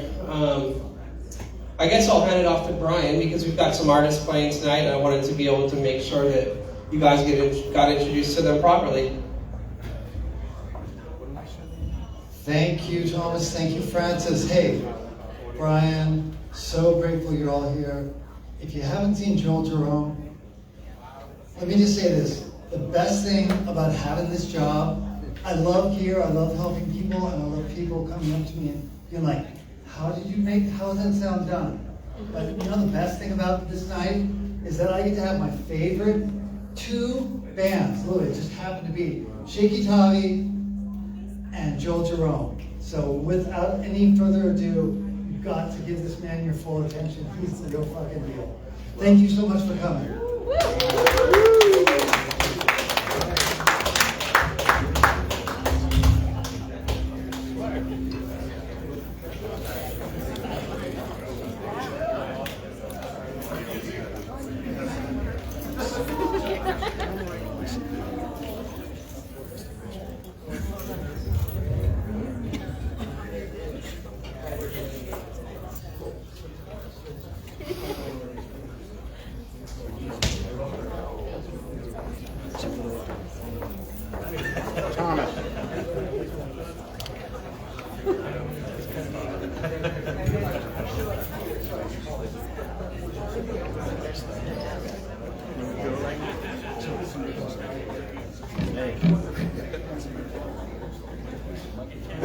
procedure for him Okay, I'll do it in a second.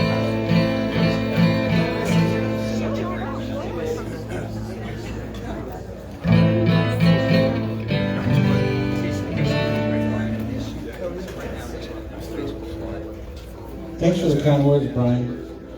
When you asked me to play, I'll play whatever you asked me to play, because I like you so much. So they're lucky to have you here. This is pretty cool. I was pretty blown away by some of this stuff. I can go to the other room if you want to hear. This is Rory Kaplan. All eras, everything. It's pretty interesting. I'm gearhead, I can't remember the gear, but I love the kinds of stuff here that I was using on some sessions that I really enjoy listening to. It's great. Thanks for having us here. You know what's wrong with Greg filling? No, exactly. These guys are legend. Let me know.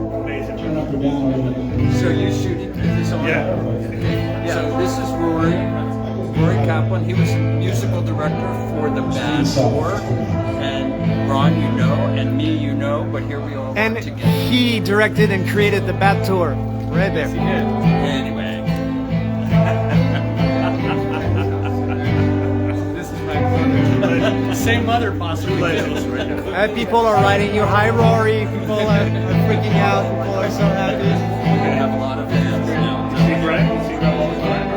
Yeah, I'm going to see him in a couple weeks. He was at Quincy. He played both nights at Quincy Jones's 90th at the Hollywood Bowl. I A can couple weeks ago. tell Yeah. John Robinson, that's wrong. John was 5 minutes away. Really? He's another guy. He's been on everything. We were talking a while ago about and the stars in the sky don't mean nothing to you there. I saw the after being on TV. Vince and Greg were the ultimate in what my life wanted. I don't wanna Anyone trying to up talk anybody, about they it. just How they you just were. broke They didn't have my to try. They just heart. did what they did. So we all We can't hear much. We can't hear much when you guys talk. I know. No, that's all right. So we're gonna have to do it just slowly. Nothing. Thank you, Roy. Appreciate it. Thank you, Vince. How good is that, you guys? To my arms. Oh, my arms. Oh, my arms. Oh, my arms. If I stand all alone with a shadow by the color of my heart, blue for the tears, black for the nights we're apart, and the stars don't mean nothing to you there.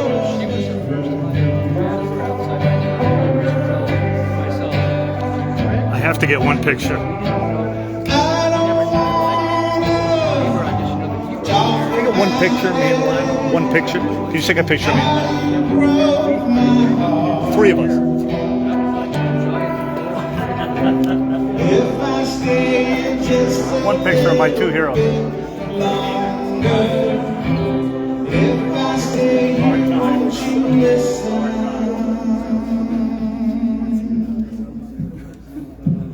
To my Thank you.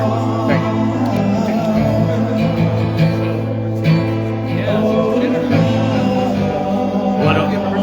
What amazing people you guys are. Come listen. This is interesting. You love these stories. This is about Jennifer Jennifer Patterson, the way she got the audition.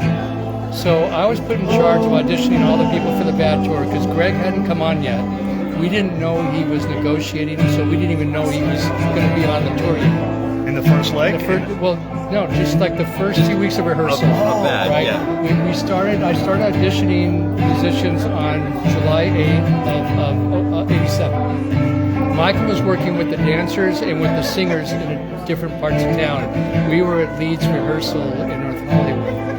And so I had Ricky Lawson as a stand-in for Jonathan Moffat originally, and John Clark as a stand-in for David Williams because they were out in Madonna. So we were like auditioning guitarists, and all these girls were coming in with the biggest push-up bras and the shortest skirt and high heels and all this shit. None of them could count to 4. And after 2 weeks of just like unbearably horrible playing, our road manager Nelson Hayes said, "I'm going to call Musicians Institute and send the 2 best female guitarists over."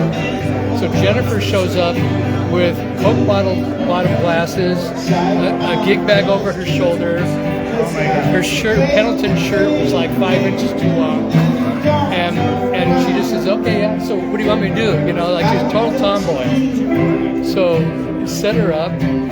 She goes, "I'm going to play a little jazz," and she played some Barney Kessel, and I went, "That's good, but we need an R&B David Williams guy."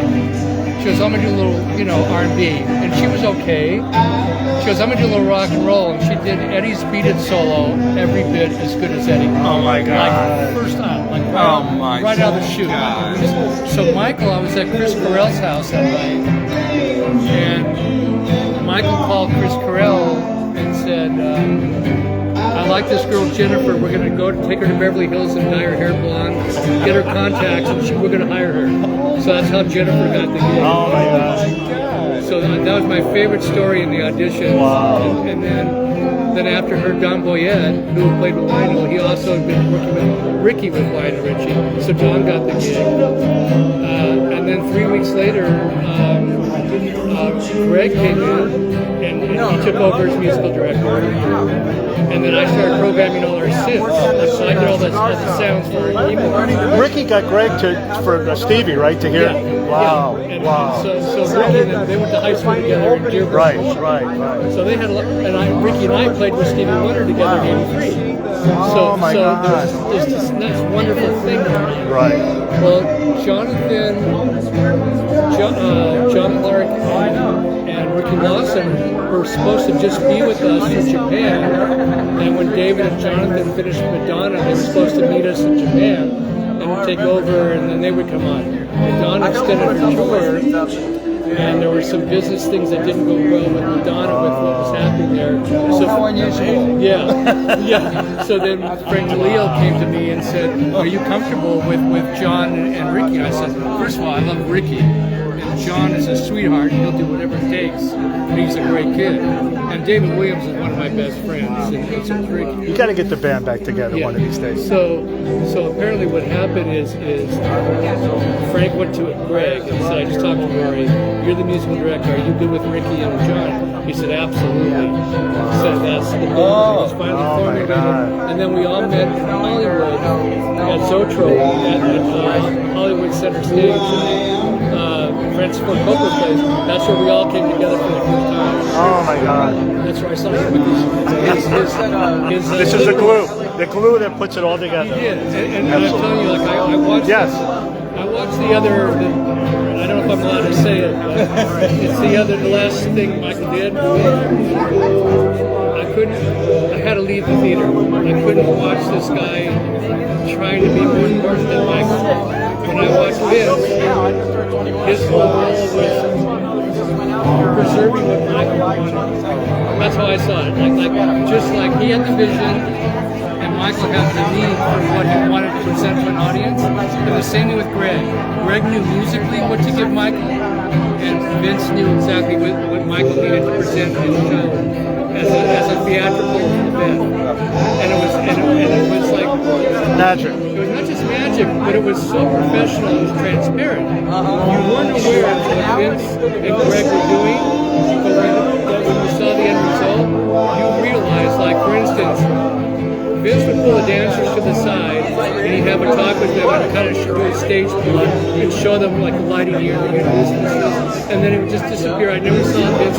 He'd go to the lighting board, and I couldn't see him. Greg would pull us aside after rehearsal and say, "Rory, what you need to do is this part here, and play this part, you'll be good." And he wouldn't say it in front of other musicians or any of them. He would quietly grab everyone and help them with their parts. He would give the dancers and help them with these moves. But you wouldn't see this stuff. It wasn't like no one was there to make themselves important. But when Michael came in the next day, the format was we would learn, at the end of the day, we would learn the new moves of the song.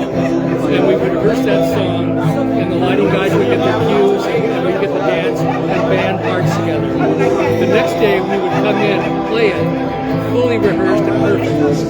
Then we go to the next song, and everyone would get their own thing figured out. And by the end of the day, we would do both songs, nail it, and then do the same thing. And it kind of snowballed to we had the show together in 3 weeks. When you guys were on the Victory Tour, after the show, did you go back at night and rewatch that show and like right after the show, see what they did, what was good, what was bad, or?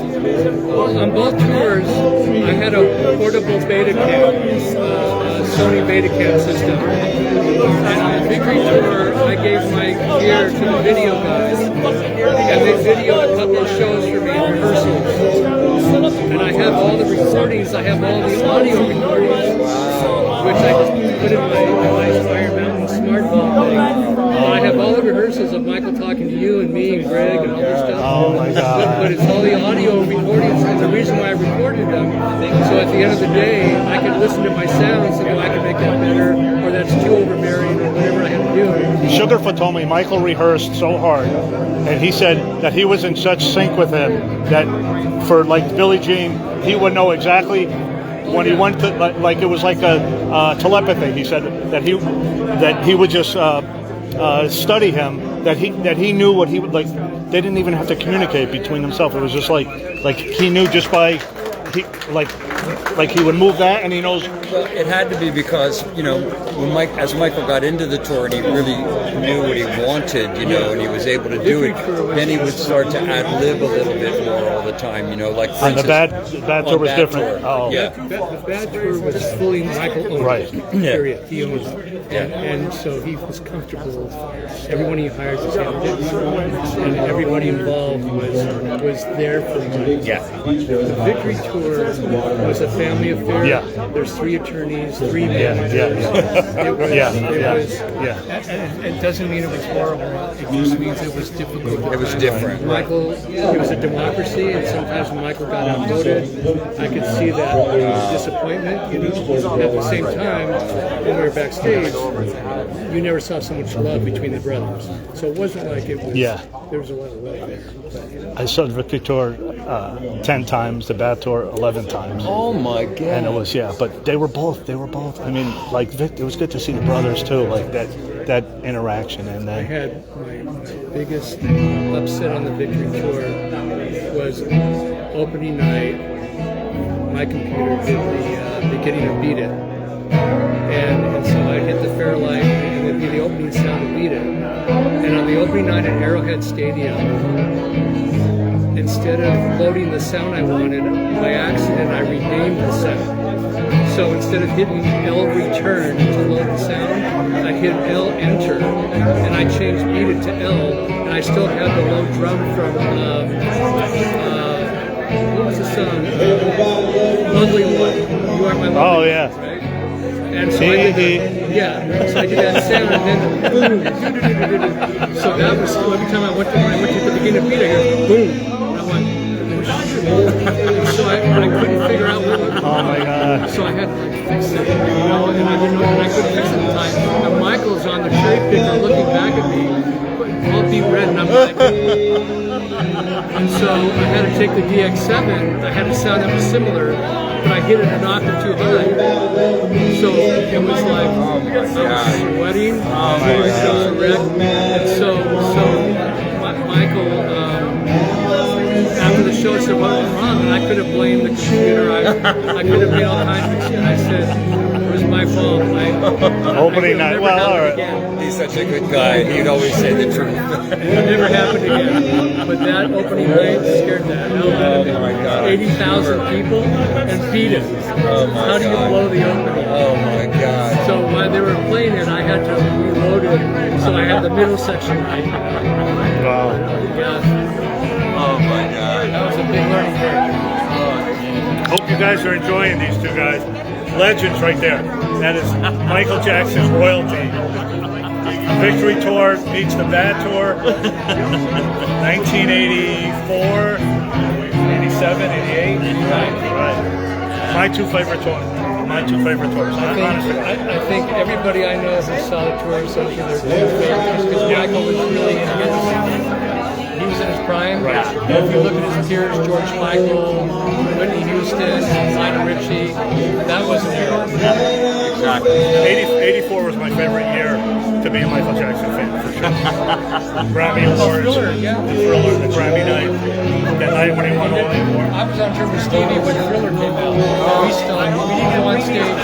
We watched Thriller on MTV. Oh my God. It was the night that they premiered it on MTV. We were in Valley, I think either in Cleveland.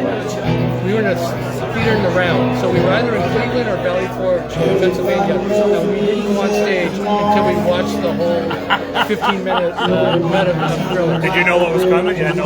We heard about it. You heard about and it. Stevie didn't want to go on until we saw it. Oh my God. Oh my God. And it was like, this is a weird story. It's not so religious, but it kind of is. In 1980, I lived in Port Ranch, and I just moved there, and I heard Off the Wall, and I heard She's Out of My Life, and I welled up in tears after hearing that song. I don't know why, it just kind of got to me. Because it gets you. Yeah. And I just sort of had this silent prayer, like, if I could play with anyone, God, I really want to play this music with Michael. It was a quiet prayer. I never said anything to anybody about it. It was just happened. When I got Jermaine asked me to do the Victory Tour, I didn't know how to handle it. Like, how did this happen? And then it just went from there. But it was just, and you have no idea having millions of people. So I was like really blessed. And I just talked to Jermaine the other day. Oh, you did? And thanked him for He was that. at the brothers played at Yambava Theater in San Bernardino and then San Diego. I went backstage after the San Diego show. He was there, got in the car with Mr. Jackson. Because he's been in Bahrain, I think, for the last 3 years. Yeah, he was in Just China back. too. A friend of mine had a picture of him in China. Oh, But yeah, nice. yeah. But I wish he'd have gone out there, like, you know, Well, just to take a I didn't know they were playing. I would have gone. Yeah, San Diego was unbelievable. Ratty Shell at Jacobs Park was the Sunday. Saturday was Yamava and San Bernardino. They were great. I'm going to the Nashville show, the last show. Oh, you are? December 15th in Nashville. They're in Detroit, September 8th. And Wait, then they're they've gonna been in be in Europe. They've been Nashville? Where are they December playing? 15th. It's a Monday night. Something Symphony. I'll be there because my son lives there. I'm in the fifth. Yeah, Christian. Yeah, so Christian I'm in was the fifth born. row. I'll look for you. Christian, my son was born while we were in Hanover, Germany, and Michael came out that night. He found out instead of singing "Bad, Bad, Really, Really Bad," he pointed at me and goes, "He's Dad, Dad, really, really bad." Oh my God! And I'll never forget that. Yeah, my son was born. God, we were in Hanover. Oh my God. So my favorite, when he would go over to the band, I mean, especially Greg, but Ricky, all you guys, you could tell he really loved you. Like you could, he was like happy. His like, dance with Greg always. Oh my blew me God! away. This whole. He did it with me at the MJ1. I go, Yeah. He goes, all right, we'll do it twice. So I just did it twice. Well, yeah, that's one of my favorite when he goes over to the band. I think he loved you guys. You could I tell. think Vince and Greg, I think, were the backbone of that tour for him. I mean, the musicians, he got along with everyone, but Vince and Greg were his glue to make sure everything was the way he wanted it. We were ancillary. We were all grateful, but we knew who we had to talk. The tour got extended, and a couple of people in the crew were bitching. They wanted more money, this and that. And Greg pulled us backstage, and we had this little talk. And he says, "So do any of you think you could sell 85,000 seats? Who do you think they're here to see?" And so anyone who had any ideas about how important they were got shut down. And it wasn't anyone you would think it would be, but it was a couple of, and what's it like at Wembley when you walk on stage and there was one show we did, I don't know if you were there, we did Liverpool, which was our last show in Europe. And I think there was 170,000 people. It was a big open soccer field.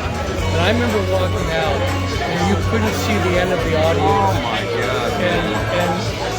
And I'm more comfortable, like the bigger the audience, the more comfortable I am on stage.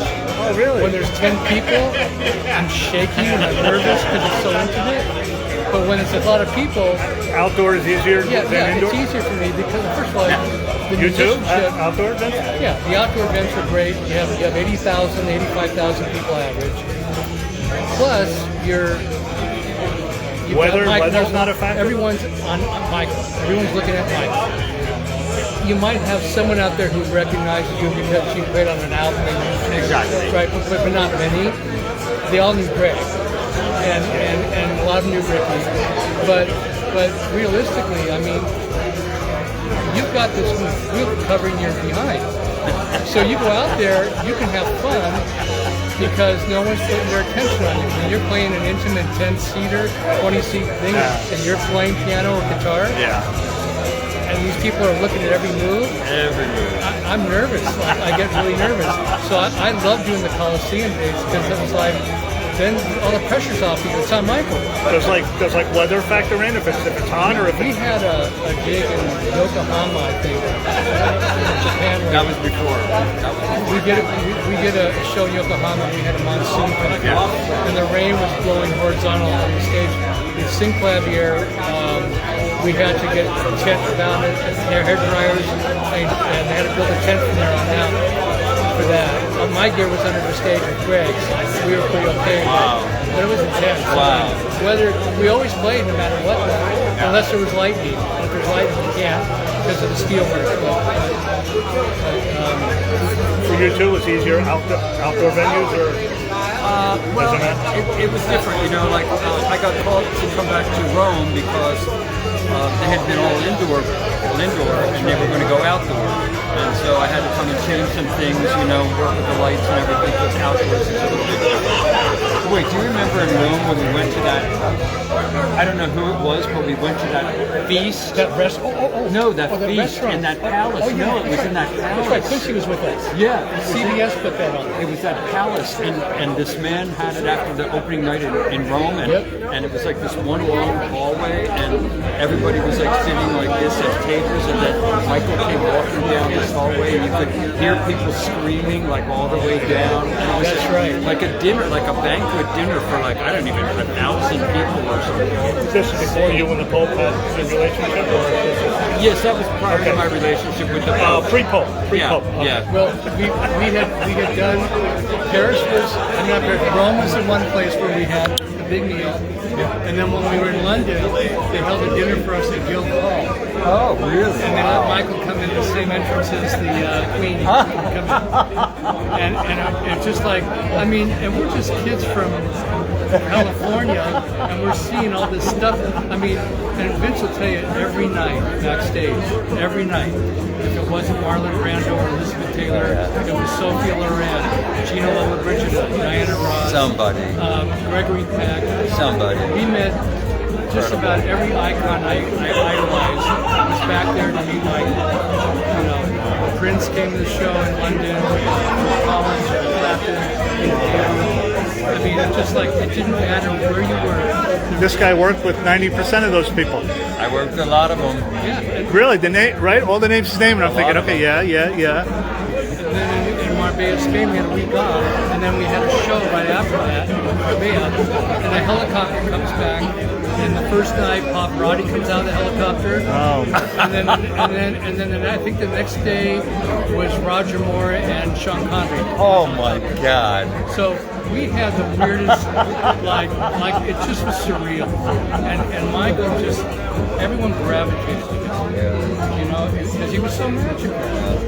In the hotels, you stayed sometimes in the same hotel, but usually the band was in the second hotel. I would say rarely, like Michael and his crew were always in one, like a Four Seasons or something like that. You probably slept better that way, right, than if you were...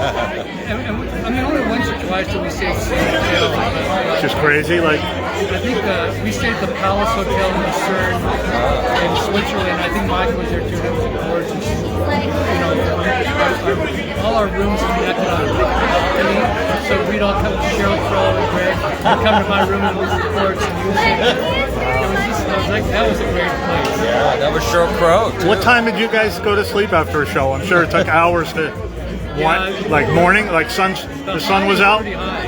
Charged, that's the problem. You were so charged, right. You know, they just, you know, you can imagine playing up there for 80,000 people, all that energy coming up to especially them. Can you imagine? If it's back-to-back shows too. Like Ricky, the dancers, and Michael, I think have the most like, I mean, first of all, it was 100 degrees on stage with all the lights. We were outdoor in Europe in the summer, and that's like 90-degree weather, 100% humidity. And then, so they were really pouring it on. So when we got done, we were so energized. And I mean, one show I had the flu before. It was really weird. We had Leeds, Michael's birthday was in Leeds in England, and I didn't feel good. And so I asked them if they'd give me a little shot before the show. I sweated out the whole thing during the show. When we were done with the show, I felt brand new. And I was up till 3 in the morning. So, and that's kind of how it went. You see the joy in your guys' eyes and face when you tell the stories. The people are saying that it means a lot to everybody to hear this stuff. We would never hear this if it wasn't for guys like you that keep Michael's legacy. I mean, you know, and also, like I said, that era with Vince and Greg. That's the peak. That was the pinnacle. That Absolutely. was the peak. Absolutely. And I don't take away from any other tour. No. It's not a knock on anything else. Just that experiencing it and then being a fan of Michael's and watching him at the same time experiencing that. I knew that was his moment. There was just something special about it, you know, because it was the first, you know. I mean, I remember the first time we were rehearsing, and he goes, you know, no, it wasn't. It was during the show actually, and he goes, Vincent, I want to have a moment. I want to have a moment. I said, what do you mean a moment? He goes, you know, like a James Brown moment. I just want to stop. I want everything to stop. I'm just going to stop, right? I said, what do you mean you're going to stop? I'm just going to stop. Everything's going to stop. I was like, okay, for how long? I don't know. Just a couple seconds. Okay. And at first it was like a couple seconds. He'd stop for a couple seconds. You didn't know when? No, it was in. Oh, yeah, it was human nature. Yeah. Human nature. So anyway, he would stop for just like a couple seconds at first, and everybody would scream, and then he would go back and sing. Then, like the next performance, it was like he'd stop, and then he'd do a move, and everybody would scream, and then he'd stop again, and then he'd sing. Then it got to a point where he'd stop, and everybody would scream. Then he'd do a little move. Everybody would scream. Then he'd do another move. Then he would stand there for like a minute. And that's what he wound up doing on the Super Bowl. Right. At like $100,000 a second. For 30 seconds, yeah. You know? that was not planned, right? Well, it was planned that he was going to jump up and stop. Right, but not that he was going to stop for that long. No. Were you getting like signals from the network or no? I had nothing to do with it. You had nothing to do with that. I was all in his hands at that point. You know, he knew what he was doing. But that was so crazy. I just remember the first time it was like, I'm going to do what? I'm just going to take a moment. Just to do the green down. Right. And everyone freaks. Yeah. And it wouldn't be until Michael did a move that Greg would come back and done. So that was not in rehearsals. He just did. It was part of the rehearsal, but as Vince was we saying, didn't really rehearse the move. It was the theatrical, just a quick second. Yeah. And then it turned into an event. Like a minute at a time or something, where I'm stopping and just. It seemed almost natural. Like after you see it, like it made sense. Like with the music. Yeah, but everything did. It was all. That was the thing about that tour, especially. It was so. Everybody was so in tune, you know, and excited about doing this, you know. Everyone wanted to and being part of this man's initial journey, you know. It's just incredible. Absolutely. You knew it was something out of this world. Excuse me, this is a dear friend of mine. Hi! How are you? You're back from Asia? Michael had a good sense of humor, and Greg had to get some surgery works here. Something in the back of his neck or something. He was so knocked out. Michael wanted to rehearse, and I didn't know Greg's parts. I only knew all my horns and strings and piano parts on them, like another part of me. And there's songs where Greg would do horns, I'd do piano, or I would do horns and he'd do piano. Just to be there. So Michael wanted to run the whole show down, and I never played the piano on She's Out of My Life. And I always did the strings and the strings and everything. So Michael wanted to do the song, and I said, Michael, I don't know the piano part, I've never learned it.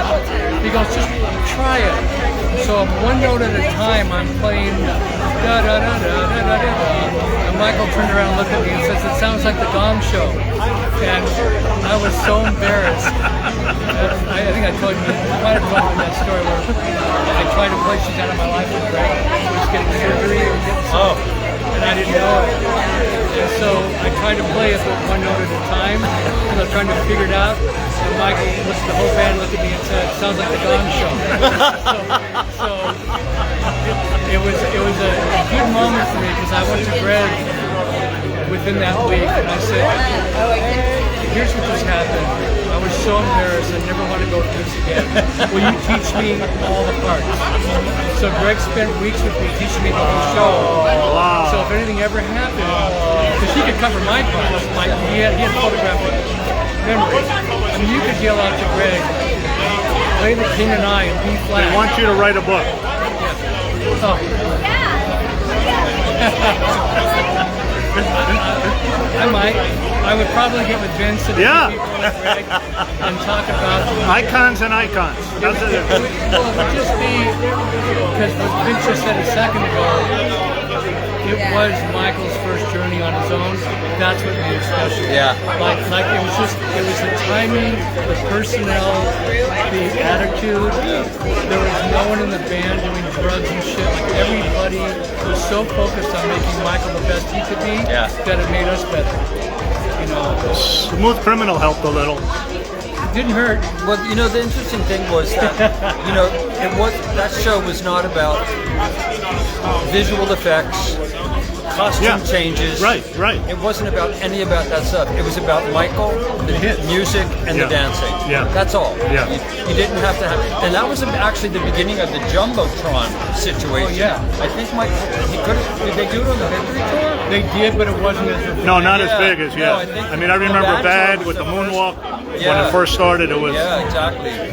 But you know, it was just so special because it was just one of those moments in time when the right people came together and coalesced to make it all happen somehow. He had the best of it from the dancers. I mean, the whole. Well, the other part too that evolved, and it was the right thing. Michael, by halfway through the tour, it's exhausting to sing and dance 2 hours. Like you look at any artist now who dance that hard and sing, they're lip syncing.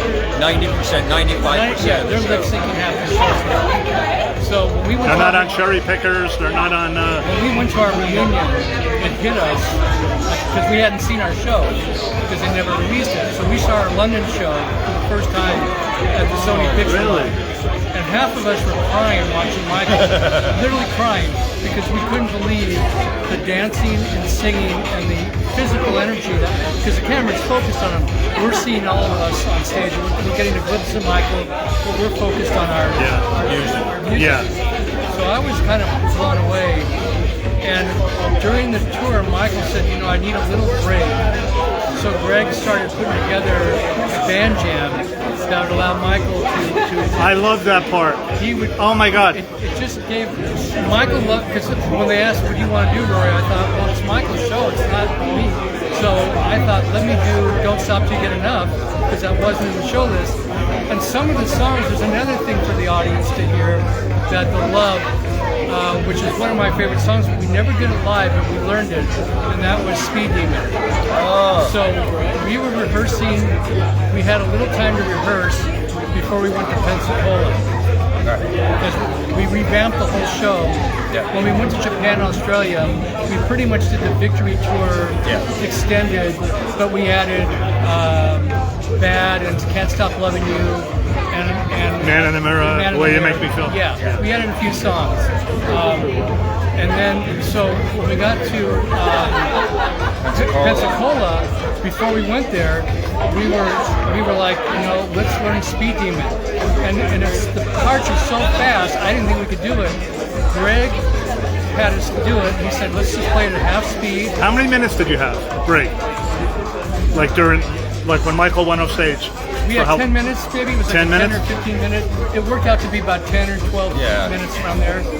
So he could do a change, hydrate, and just take a breather. And then I think we came out Working Day and Night. Working Day and Night. Yeah, we drove right in, and that was the other. I think Victory Tour too. We came out with that. But, but he didn't have a break like he did on the Bad Tour because he could share that spot with his brothers, and they took up some of that band. I think Jermaine did 2 like solos. Yeah, and then he came out for Tell Me I'm Not Dreaming. And Let's Dynamite Get Serious, and Let's Get Serious. Right. And Michael came out second half of Tell Me I'm Not Dreaming. Right. Yeah, which is. And that was one of my favorite songs. Yeah. When they did that together, it was my favorite. But the band jam thing evolved and it allowed Michael to do the stress thing. I could never dance. Like I've had 2 left feet all my life. And you watch bands. Just try doing the lean once. Well, I never did that either. Wait, this guy. No, go ahead, embarrass me. Go ahead. This guy brought a whole little thing to set it up to try to learn how to do the lean. I had the lean shoes and the board made up. And he made me hold him up, and he had Renee shoot the camera. Well, I'm holding him. I just would have taken the camera. Yeah, that's how they do it at Mandalay Bay. Yeah, we said it like good. Yeah. But it was just, I mean, everything about that show and the tour, like, there was never a bad moment. Any other tour or any other performer you played on? Nothing matched the crowd, right? I mean, it's different, like the vibe from the crowd. Special. Everything is. I mean, when you're an artist and you're doing it, it's all. You're doing it because you're involved, you know, and you love what you're doing. But you feed off the energy, right? Of the crowd. But the level of Michael on that particular gig, I mean, look, Madonna's had huge tours, right? Sure. Pat Leonard was her music director in there, and I love Pat. But no one's fainting, and they're not carrying people out. Like Michael, it was MTV, it was Michael's ability, it was the songs. Yeah, Michael Bush, the clothes, right? The clothes added to the. That's right. Who's the other guy? Bill Whitney. Bill Whitney. Bill Whitney and Bill Whitney. Bill Whitney. Victory. Right. Yeah. Bill Whitney was Victory, yeah. And Jackson 5. And all our clothes on the band were Bill Whitney. Right. In the first. Yeah. I think in the first leg, I think Bush came in. I think Bush came in the second leg of Bad. But he actually started Captain EO. 85. That's right. But Bill was I think the first half of the Bad, and Bush came in the second half of Bush. Gotta go to him. Well, no, I got to spend time with Michael Bush, and he's like, he's a history book. Well, no, you guys, I pay attention. I love to hear. Look, they love to hear. Look, I know. Look, you guys, see the hearts. Send up hearts for these. Send up hearts for these amazing guys. Come on, where are you going to get this? So funny. It's 5 o'clock in the morning in Europe. People are not going to sleep, but you guys are talking. You said you guys should go on the road together. Like I said, it'd be great to do a book with Greg and Vince and you know, and just. And even, and probably Jennifer Batten. Because Sugarfoot. I wouldn't, for me, no, Ricky was, that's true, right. Ricky, I pay off. Rest in peace. I love Jonathan. Yeah. But Greg would talk about Ricky because they grew up together. Sure. And I'm telling you, Ricky brought an energy that was so genuine and so, like, I don't know, I can't explain it, but you look over at him every night and you smile. Like anytime you felt like, oh God, this is the moment, or I hope everyone, you look at Ricky and he makes you laugh. And that's kind of the thing the band had to do. That's what I'm saying. It's a perfect storm. Yeah. And you think about Sheryl Crow. As a backup singer. Her first big hit. And incredible. And I got to tell you, her singing "Can't Stop Loving You" was brilliant. Like I loved her. When I watched the other tours, I missed her singing. And I don't take away from anybody else again, but Sheryl nailed that stuff. And when they sing all the harmonies on rock, Sunlight, that stuff, they were. Shout out to John Robertson for the drum riff. What a great story that is. Oh my God. I mean, he's another one too. When you look at his bio, like, oh my God, like, We Are the World. He was in every, like. JR and I, we celebrate Monday Night Football together. A friend of ours, John. You're a Chief fan? He's a big Chief fan, right? Well, yeah, he's a big Chief fan. But on the Victory Tour, John Good, who was the drum tech for Jonathan, he's the founder of DW Drums. And he did those tours to make the money to build DW up. So every Monday night at John Good's house, JR, myself, all these great musicians, we do Monday Night Football together. And JR is still part of that thing. He posted a video this week. He was tapping on water bottles. I don't know if you saw it on his Facebook page. Oh, it was unbelievable. What's wrong with JR? Nothing. Nothing. Yeah. That's all there is. He's with David Foster, I think, touring, I think Singapore or Japan. That makes sense. Yeah, he has his wife Kathy McPhee. Yeah. And Pia Toscano. Oh my God. Yeah. Yeah. So I mean, David's an interesting guy. That's not. This is one of my favorite lines. I always think of David. Enough about me. Let's talk about you. What do you think about me? And I love David Foster. You ever see the video of Greg trying out the equipment? What was it? Scape something? What's the name of the company? That has Seascape? Spectrasonics? Yeah, that's it. That's it. And he plays for 15 minutes. All the songs that you don't realize, like the Doobie Brothers, Toto, things you wouldn't even. Oh my God, he was with that. There's another great story about Greg on the tour. Same thing with Marbella. We hadn't sound checked. We needed to do a big sound check. And I think Greg and Cheryl had just driven back from Rock of Gibraltar. So we all gathered at this outdoor arena. And I wasn't happy with the sound in the PA system that I was hearing with our keys. It sounded very thin to me. So our engineer was gracious enough to let me come out at the board with him. And I had Greg play my keyboard rig. And so I could adjust, because I've engineered some stuff, so I sat out there and get my sound. So Greg said, "What do you want me to play?"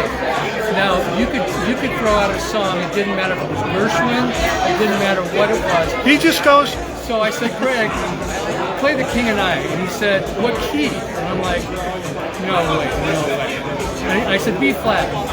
And he played it. Oh my God! Are you born with that? Or he's got a photographic memory. He's born with it, so he can transpose in his head mathematically, automatically. It would take me 5 hours to transpose any of this song. And you forget about what key. Spit out any Stevie Wonder song or Beatles song or Doobie Brothers or anything. He'll play it and he'll play it in any key. Because, here's why. We were in Pensacola. We were leaving the hotel to go to rehearsal at the Civic Center Arena there. And on the van on the way there, Paul Carrick had a new song called "Don't Shed a Tear for Me," I think is the name of the song. And it was this great bass line, very similar to Beat It, but it had this great feel to it, and there was a keyboard-based song. And we all heard it for the first time in the van. So we get to the venue. I had to go under the stage to program some of my keyboards for one of the newer songs. And I'm hearing the song, subliminally, I'm hearing the song in my head. And I get up on the stage, and Greg's playing the bass part with his left hand, he's playing the keyboard part. Ricky's playing it, and Greg's singing it, and he just only heard it once. Oh my God. And it was perfect. Yeah, he sings too. Yeah, he sings this song and too. He sang it unbelievable. And I was like, because I have rehearsal tapes with Greg, and Michael wasn't there for rehearsal.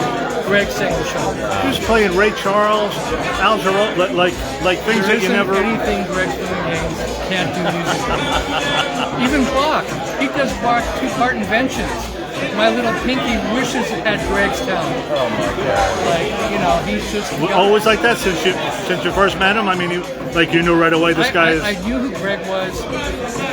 I saw his name on Songs of the Key and Live, but I didn't know what he really did until later. I think John Robert wasn't JR on that too.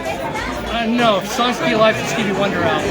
Yeah, but I thought JR played something right over there somewhere. Yeah, right there, right up there. Yeah. I don't think JR was on that album. Okay. I'm not sure. I can't. But anyway, what was I saying about it? So in 1981, I started Fairlight, and some of our team at Fairlight was talking about this kid from Detroit who moved out to LA. The guy's the funkiest keyboard player they ever heard. His name is Greg Fillingham. So that's when I first heard him. Then I got off the wall, around that time, and saw his name. And when I heard she's out of my life, and I realized this guy's a monster. Oh, God. And that's one of the times like I realized who Greg was. So when he showed up at rehearsal after 3 weeks, I like fell to my knees, kind of like I'm not worthy, you know. All of us did. Off the Wall celebrated its 44th anniversary last week. You could still rock with you today. Is that music? That album you could put up with any album. I think the combination of Michael, Rod Temperton, and Quincy, and Bruce Swedien, like all that music and all those musicians, up through Bad, are timeless. Like there isn't a song on those albums that's not. 79 to 89, right? If you had to pick 10 years, like of music, like of Michael music, it was timeless. Those 3 albums. Against any artist, 3 albums in any lifetime. Like I don't even know what's in second place. And the sad part is I really miss Michael too. Like there'll be, you know, I don't think about it for months and months, and then you hear something. I'll sit at the piano and I'll start playing like, you know, Rock With You or Working Day and Night, and I kind of go, wow, you know, and it brings you back. And especially now that I can play She's Out of My Life for real, thanks to Greg, I have a ballad, you know, so I still play that. In fact, I'm doing I made Facebook friends with Tom, who's the guy that wrote it? Tom... Mayer? I don't know. Baylor? Yeah, Baylor. Yeah, he's on Facebook. Yeah. So that's like, that was one of my favorite songs. Yeah. You know, 'cause it was just emotional. Oh, yeah. You know, but there isn't a bad song on those first 3 albums. There's not a throwaway.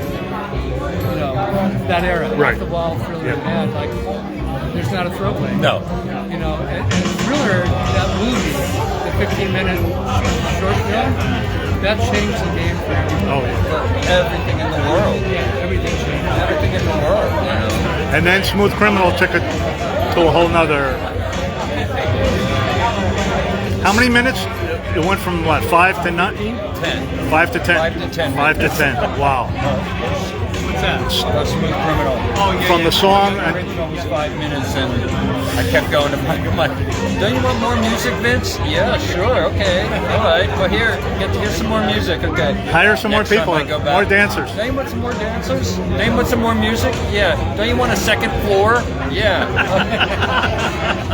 I mean, it was amazing. At that time, you could ask for anything and get it, you know. It tied into the moonwalk. We're doing... They want me to tell you, we're doing a thing for Michael's 65th birthday, August 26th at the Robinson Center. Vincent's coming to Pasadena, right down the street. Fair Oaks from 12 to 4. We got a bunch of guest speakers. People are sending in videos. If you want to send in a message, send it to Vincent. Or if you want to come by, you're more than welcome. We're going to have speakers. Yeah, you're more than... The people love it. There you guys. Here's Rory. I'll be there. Send a parts for Rory, you guys. Normally we got a bunch more people, but it's 5 in the morning in Europe. No, what time is it? 8? Here? Oh, 9 hours. Yeah, it's 5 in the morning. Yeah. So yeah, you know, people are asleep. Like we usually got 100, but yeah. No, they love the stories. I mean, it's we could talk to you forever. Yeah. Yeah. I mean, Greg. Yeah, Greg is when he did that thing with me, I was really like afterwards. I went, oh my. But it's one of my favorite. I look forward to that interlude. Actually, as part of the band, there were 2 guys, and he's got that look on his face, like, you know. All the sounds I had on my Yamaha gear, I found them, and I reinstalled them back on my system. I'm going over to Greg's in 2 weeks and put it all back on his. So you guys would like work on that, like on your off time, you would just, or like who came up with the interlude? Just messing around and. That was Greg. Just all Greg? Yeah, Greg took that all together. Wow. And then he gave everyone their solo. Yeah. When it came to my part, because I wanted to do some stuff, what we did is I had two Yamaha 816 racks. So we sequenced that on my Kai drum machine. And then I would have my Peter, my road crew guy, he would hit start, and then I would come in and play the melody and solo, and the band would, come in and so. And where did you guys get a break? Did you ever get a break? Nothing. Well, when Michael, like, She's Out of My Life, right, he would one of the stop ballads. Yeah. ring the bell, and when he would stop, interact with the audience and everything. But you never leave your keyboard. No, we never left. We No drink. You got water. I mean, you got Gatorade. Gatorade. A lot of water and Gatorade. And it sweated right out of me. And you rehearse. Sugarfoot told me that he rehearsed as hard as he practiced as hard as the show was. Like that rehearsals were like. Rehearsals were regimented. Right. Like we had to do it the week. It was all muscle memory and just instantaneous. Like let's take it from here. Boom, done. Like everyone did their homework. Did you have a favorite song to play for your part? Human Nature. Steve. Well, it's Human Nature and Heartbreak Hotel, because I did the horns on Heartbreak Hotel. Oh, right. Eight things, I remember. Well, yeah, it was like and Greg would double that with me, and then he did the piano. And then Jennifer did her great solos on that. And then Human Nature, I started the song out, and I did a Greg did these lush chords underneath it, and I did the little French horn part. They had those lights on the side. Oh, yeah, and then we had the laser lights. Yeah. That came in, and then he did his little. Oh my God! That was chilling. He exited. That was phenomenal. Fade. He would the fade with his sort of Charlie Kaplan, Marcel walk up. Yep. So that's the outfit too. I love it. At that time, Michael told me that was his favorite song. They're loving you. They want more Rory. Yeah, I never ran into you somehow. We're always. That's what I do. Do you ever go to the Havenhurst parties or? I haven't been to any Michael events. MJ1, old birthday at Mandalay Bay. I've never. Oh, I went to see Immortal. Oh, okay. With Greg when and Jonathan and Don Boyette and John Clark. So I went to Vegas at the Mandalay Bay. I guess it was Mandalay. That's where MJ1. Yeah. That's where they're having the Tuesday the 29th. It's the birthday show. And so not one. Not MJ1, Immortal. Yeah. And it was fantastic. Bring back memories. The only thing I had a problem with is that musically, the kick drum defeated. I mean, Billie Jean. When you hear immediately there's an anticipation. The only thing I didn't like in the show was that they came in on the chorus and ended on the drum beat. So can't remember. Okay. So when it was leaving the show, it came in with Billie Jean, and then it ended with the drum beat, which was counterintuitive as a musician. I wanted to be anticipated. When you hear that kick and snare, and you can play that, that's the anticipation. Right. That was the only critique I had of the show. Yeah. Why did they do that? But that's just I see in your eyes how the stories mean to you. It's nice. But it was a great show. Yeah. And Greg. He's phenomenal. Yeah. He's one of those people. You just smile. Like when you see him, you automatically just smile. Like he doesn't even have to say anything. You're just like, oh wow. And he has that look. Like he'll just look at you. It's like you have to crack first. Like your face will smile for you. He lights up the room. Yeah, he really does. And he talks so highly of Michael. And I mean, he's so talented. My God, he's like my hero. Thank you for that. I mean, all you guys, really. Oh my God, he is. His resume. Google him one day. Have we ever done that? But I already know. Google him. No, there's things you'll go. He did that. Commercials. Forget the Michael stuff. Like even if he didn't do Michael, he'd still be. I tried to get him a star on the Walk of Fame. Like Greg, he's very humble. That's why I love him. I know. But he's so. He's been in every. Anyone with a television. Somehow it's impossible to have not seen just Michael and Madonna. Like if you just took those two, he worked with Ringo, George Harrison, Diana Ross, Lucy, like the genres of people that is. We're talking about you, yeah. Oh wait, this is my cousin. Go ahead, I gotta go say hi. All right, go ahead. I don't want to keep you. You got it. All right, it's good to meet you. Yeah, we'd love to have you if you want to come up. Yeah, Saturday the 26th. All right, thank you, Roy. Thanks so much. All right, nice to meet you, man. Oh, wow. How good was that? I don't even. I hope you guys. Hang on, let me.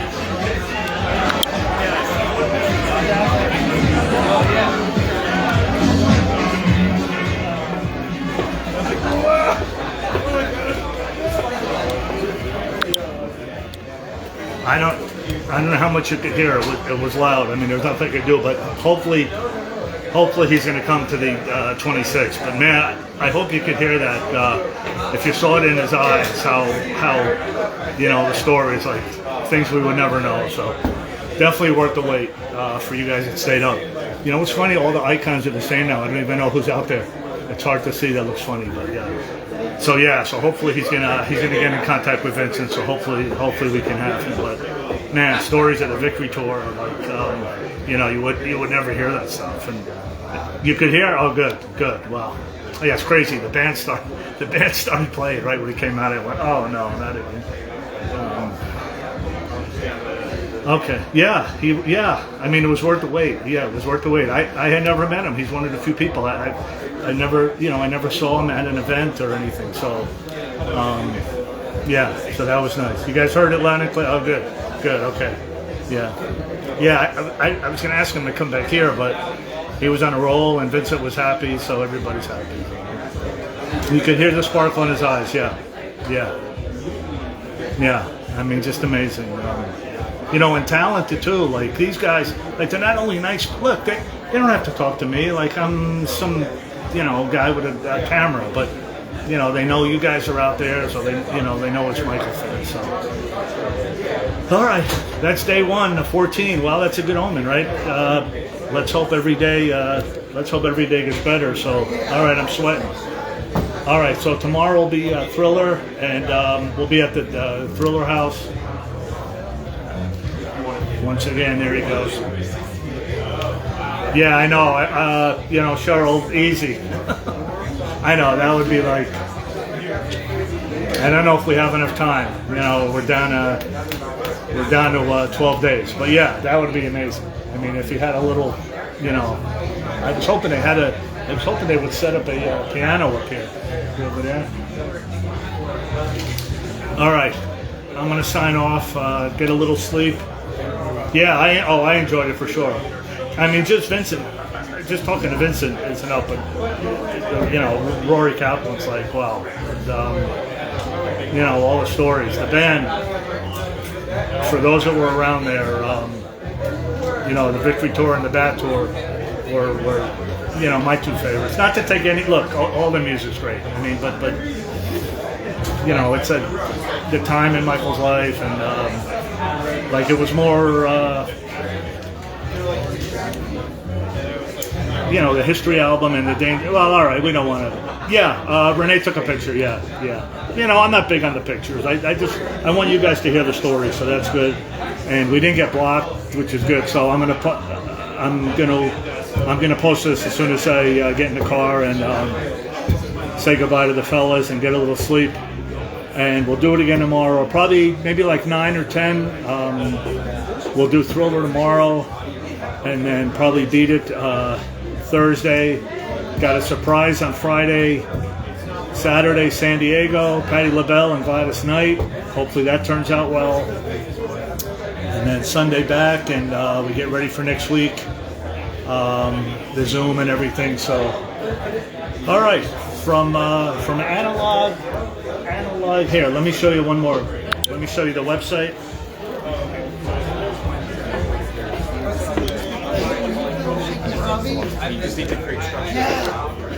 Okay, so that's the website there, and then just add.com. I'll take one more walk around for you guys just tuning in late, show you Vincent stuff, and then we'll say goodnight to Renee. There's the best photographer in LA. Look at him with the close up. Thank you guys. Thank you, Renee. Thank you. I'm going to walk around once more. I'll see you soon. Thank you so much. Good luck with this. We'll do whatever we can. Let me know when the gloves. Yeah, everybody's asking. I mean, I might be a crazy knot. I don't know, but yeah, absolutely. Yeah. I'm letting you know when it's on the website. Okay. All right. Are you coming on the 26th to our thing? Okay, I'll see you. All right. Thank you, Renee. Thank you, Renee. Everybody, one of the great guys right there. Thank you. Once again, everybody, here's Vincent's shirt from Beat It.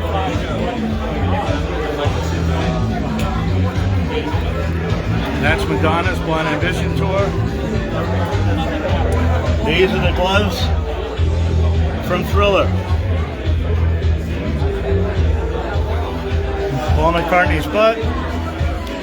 Paul McCartney's jacket.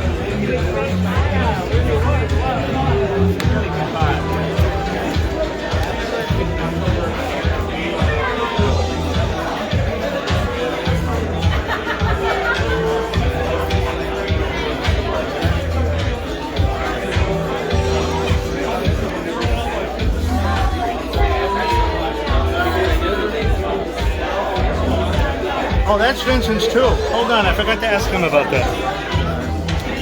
Let me ask Vincent quick.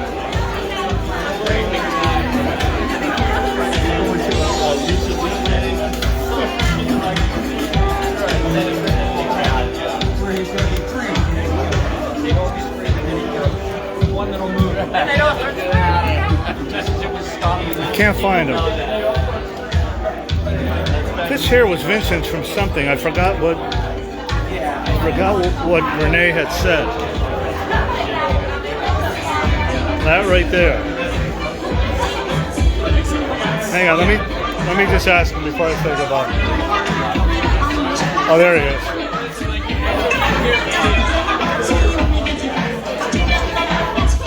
I don't want to bother him.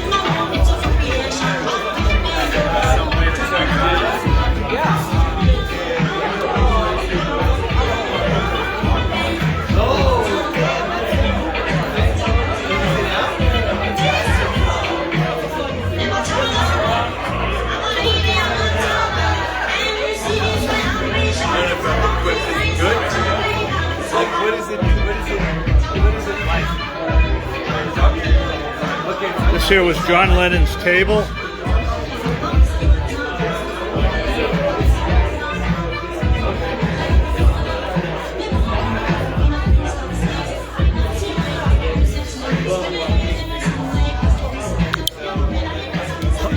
Hopefully Rory's coming on the 26th. If we get him on the 26th, I will ask him about the 29th. I'll keep you posted on that.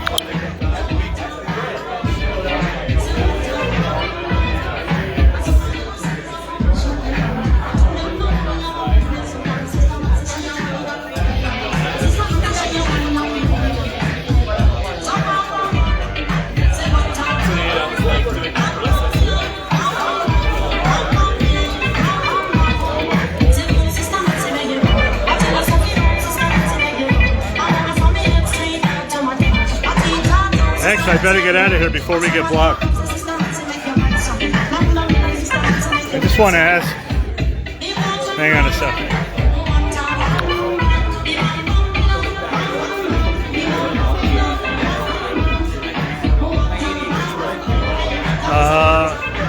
Lauren, I'm not sure about Zoom on the 29th.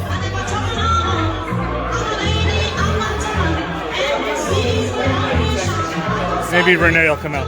There's Renee. What was that thing of Vincent's again? I didn't want to bother him. What did you say this was? The face. This is called Window Liquor Aphex Twin. APHEX Twin. But what was it? It's Aphex Twin is like early electronic music. Oh, okay. And the guy created a video of. We can find it on YouTube? Yeah. Oh, okay. Huge. It's famous. It's huge. Really? I never. Okay. And the concept of the video is they did a mold of the guy face and they put it on like. Oh, that's what that is. Oh, okay. They have big breasts and they move like so this crazy. is the guy's face. Yeah. Okay. All right. So this is so they take a mold of the guy's face and then they put it on the girl.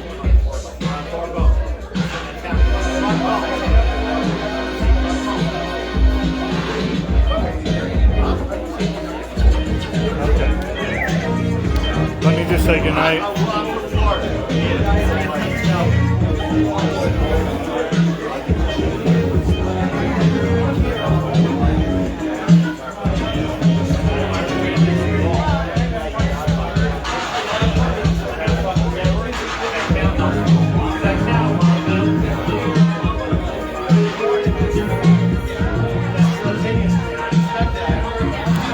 I hate to interrupt people.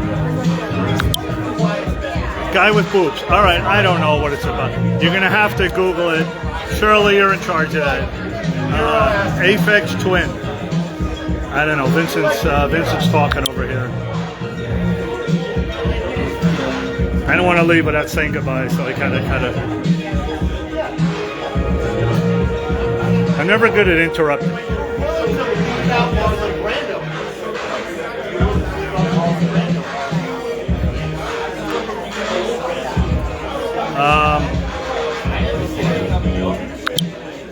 You guys have anything? Any questions? Oh, my hair's a mess.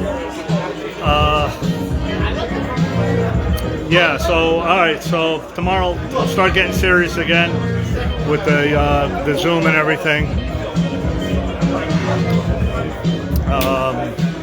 Flower, Zoom, just say bye. I know, he's in the middle of discussion. I don't want to bother. We have to be polite. It's like TMZ. It's like the paparazzi keeps following. Paparazzi of Michael Jackson fans in the world. Because you guys are the... Well, we love you more. I love you guys. Hearts, sending up hearts for Renee here. Hearts for Renee, everybody. There he is. You guys are the best. Thank you, Renee. Thank you for... Thank you more. It's taking a drag. I'm looking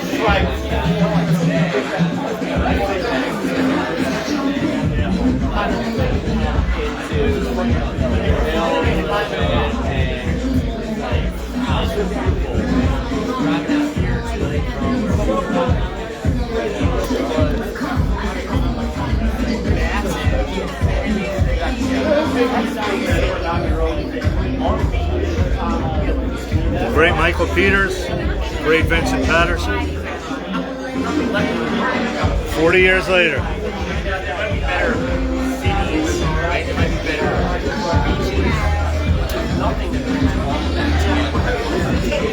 What are you doing with this guy?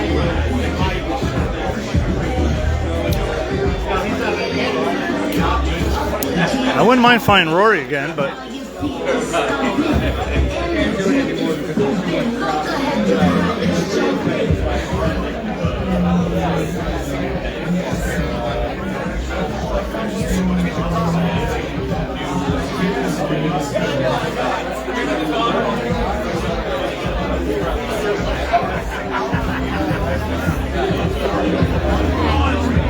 We're talking about the guy. We're good.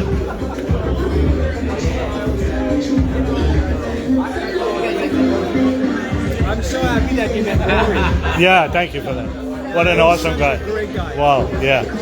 Hopefully, And just watching him playing on our keyboard. I can't imagine that. The mirror and the way you make me feel. film him that if he ever does it. Did you? Send it to me. He was trying like Thriller the other day. It's like, what the hell? Wow. I get chills. Exactly. Exactly.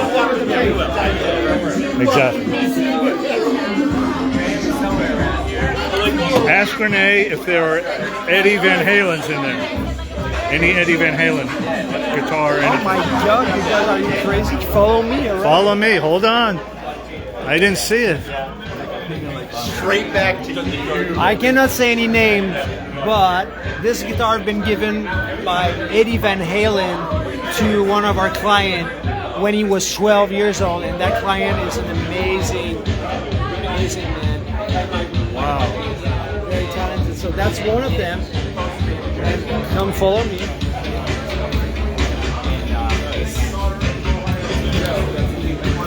Eddie Van Halen's collection guitar. All these are Eddie Van Halen? Yeah, and he played with all of them.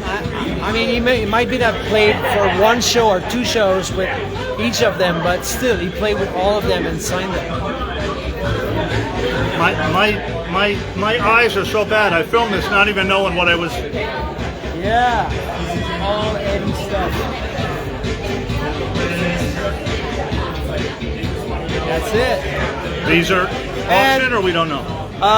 Yes. Yes. Okay. But the whole collection together. The whole collection together. Yeah. And this is a guitar very similar to this that I think he played the Beat It solo with. I mean, it's not that guitar, but it's the same look. Yeah, it's similar. Yeah, yeah, yeah. Wow. So that's open to the public, no reservations, or you have to RSVP, or it's people can just come by? They can write us on analoger.com. There's a place where people can contact us and they can come over and visit our office and our showroom. So it's like by appointment, RSVP? Yeah, it's never by appointment because we can take time with you and explain to you. Analoger.com. At analoger.com. Write us. Sign up. Or you can write me via Facebook and I'll arrange something for you. No problem. Okay. All right. Thank you again. Goodbye for the 10th time. I said goodbye to you 10 times already. I don't mind. You can say goodbye 1,000 times. I want to say bye to Vincent, but I don't want to interrupt him. What? No, I know. I don't like it. Come on, man. Your family.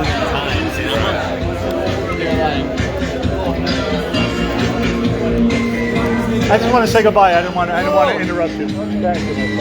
Oh, thank you. I'll call you guys. I was glad you got to meet Rory. Yeah. Oh, that was unbelievable. That was good. I can't wait to watch. Yeah. Everybody said they heard it. The two of you should go on the road together, write a book together. So yeah. All right. Thank you, Ron. Thank you guys. Oh no, it's my pleasure. I'm so grateful. No, stop. We love you guys. You guys are our friends. Until Saturday. Yeah. I'll call you guys before that. Okay, All right. great. Thanks again. Good night. There you are. Good night. Bye, you guys.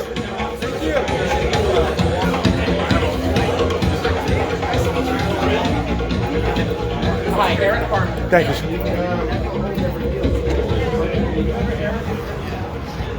Oh boy. Wow. Okay. We're on the streets of Hollywood. We're going Hollywood. Hollywood tonight. All right, so here it is again. If you guys are coming by, analog and then you just put .com, Central Avenue, 1264, I think.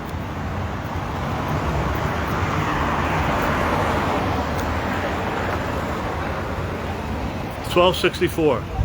It's a nice corner spot. Corner of Central and Cypress. Right off of, we're in Glendale here. Crossing the road might be a little tricky. Hang on a second.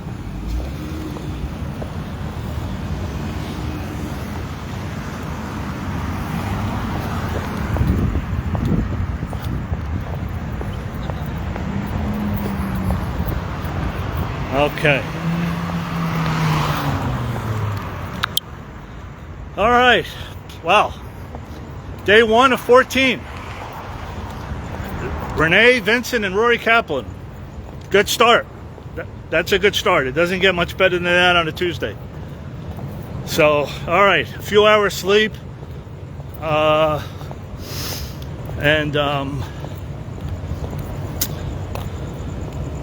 start. We're going to hit all the spots this trip. We're here for 14 days. Got a lot of work to do to get ready for August 26th, August 29th. Somewhere in the dark. Don't take sweets. Very good, Manuela. Zimmerman, 2 N's. Zimmerman. So, all right, you guys in Europe, Crystal, I hope you're sleeping. It's 6 in the morning. It's 9 o'clock here, midnight on the East Coast. My car's still here, which is good. So, all right, I'm going to sign off, and tomorrow will be Thriller Day.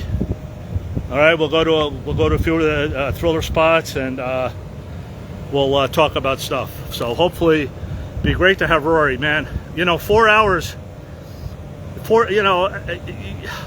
You can talk to each one of these guys. Hey, was Big Al on there? I saw him for a minute, asking about guitars or something, but then I didn't see him. I don't know. I can't see the logos, but all right, everybody. Thanks for watching. Day 1. We'll see you guys tomorrow at the Thriller House. All right. Bye for now, everyone. Thank you.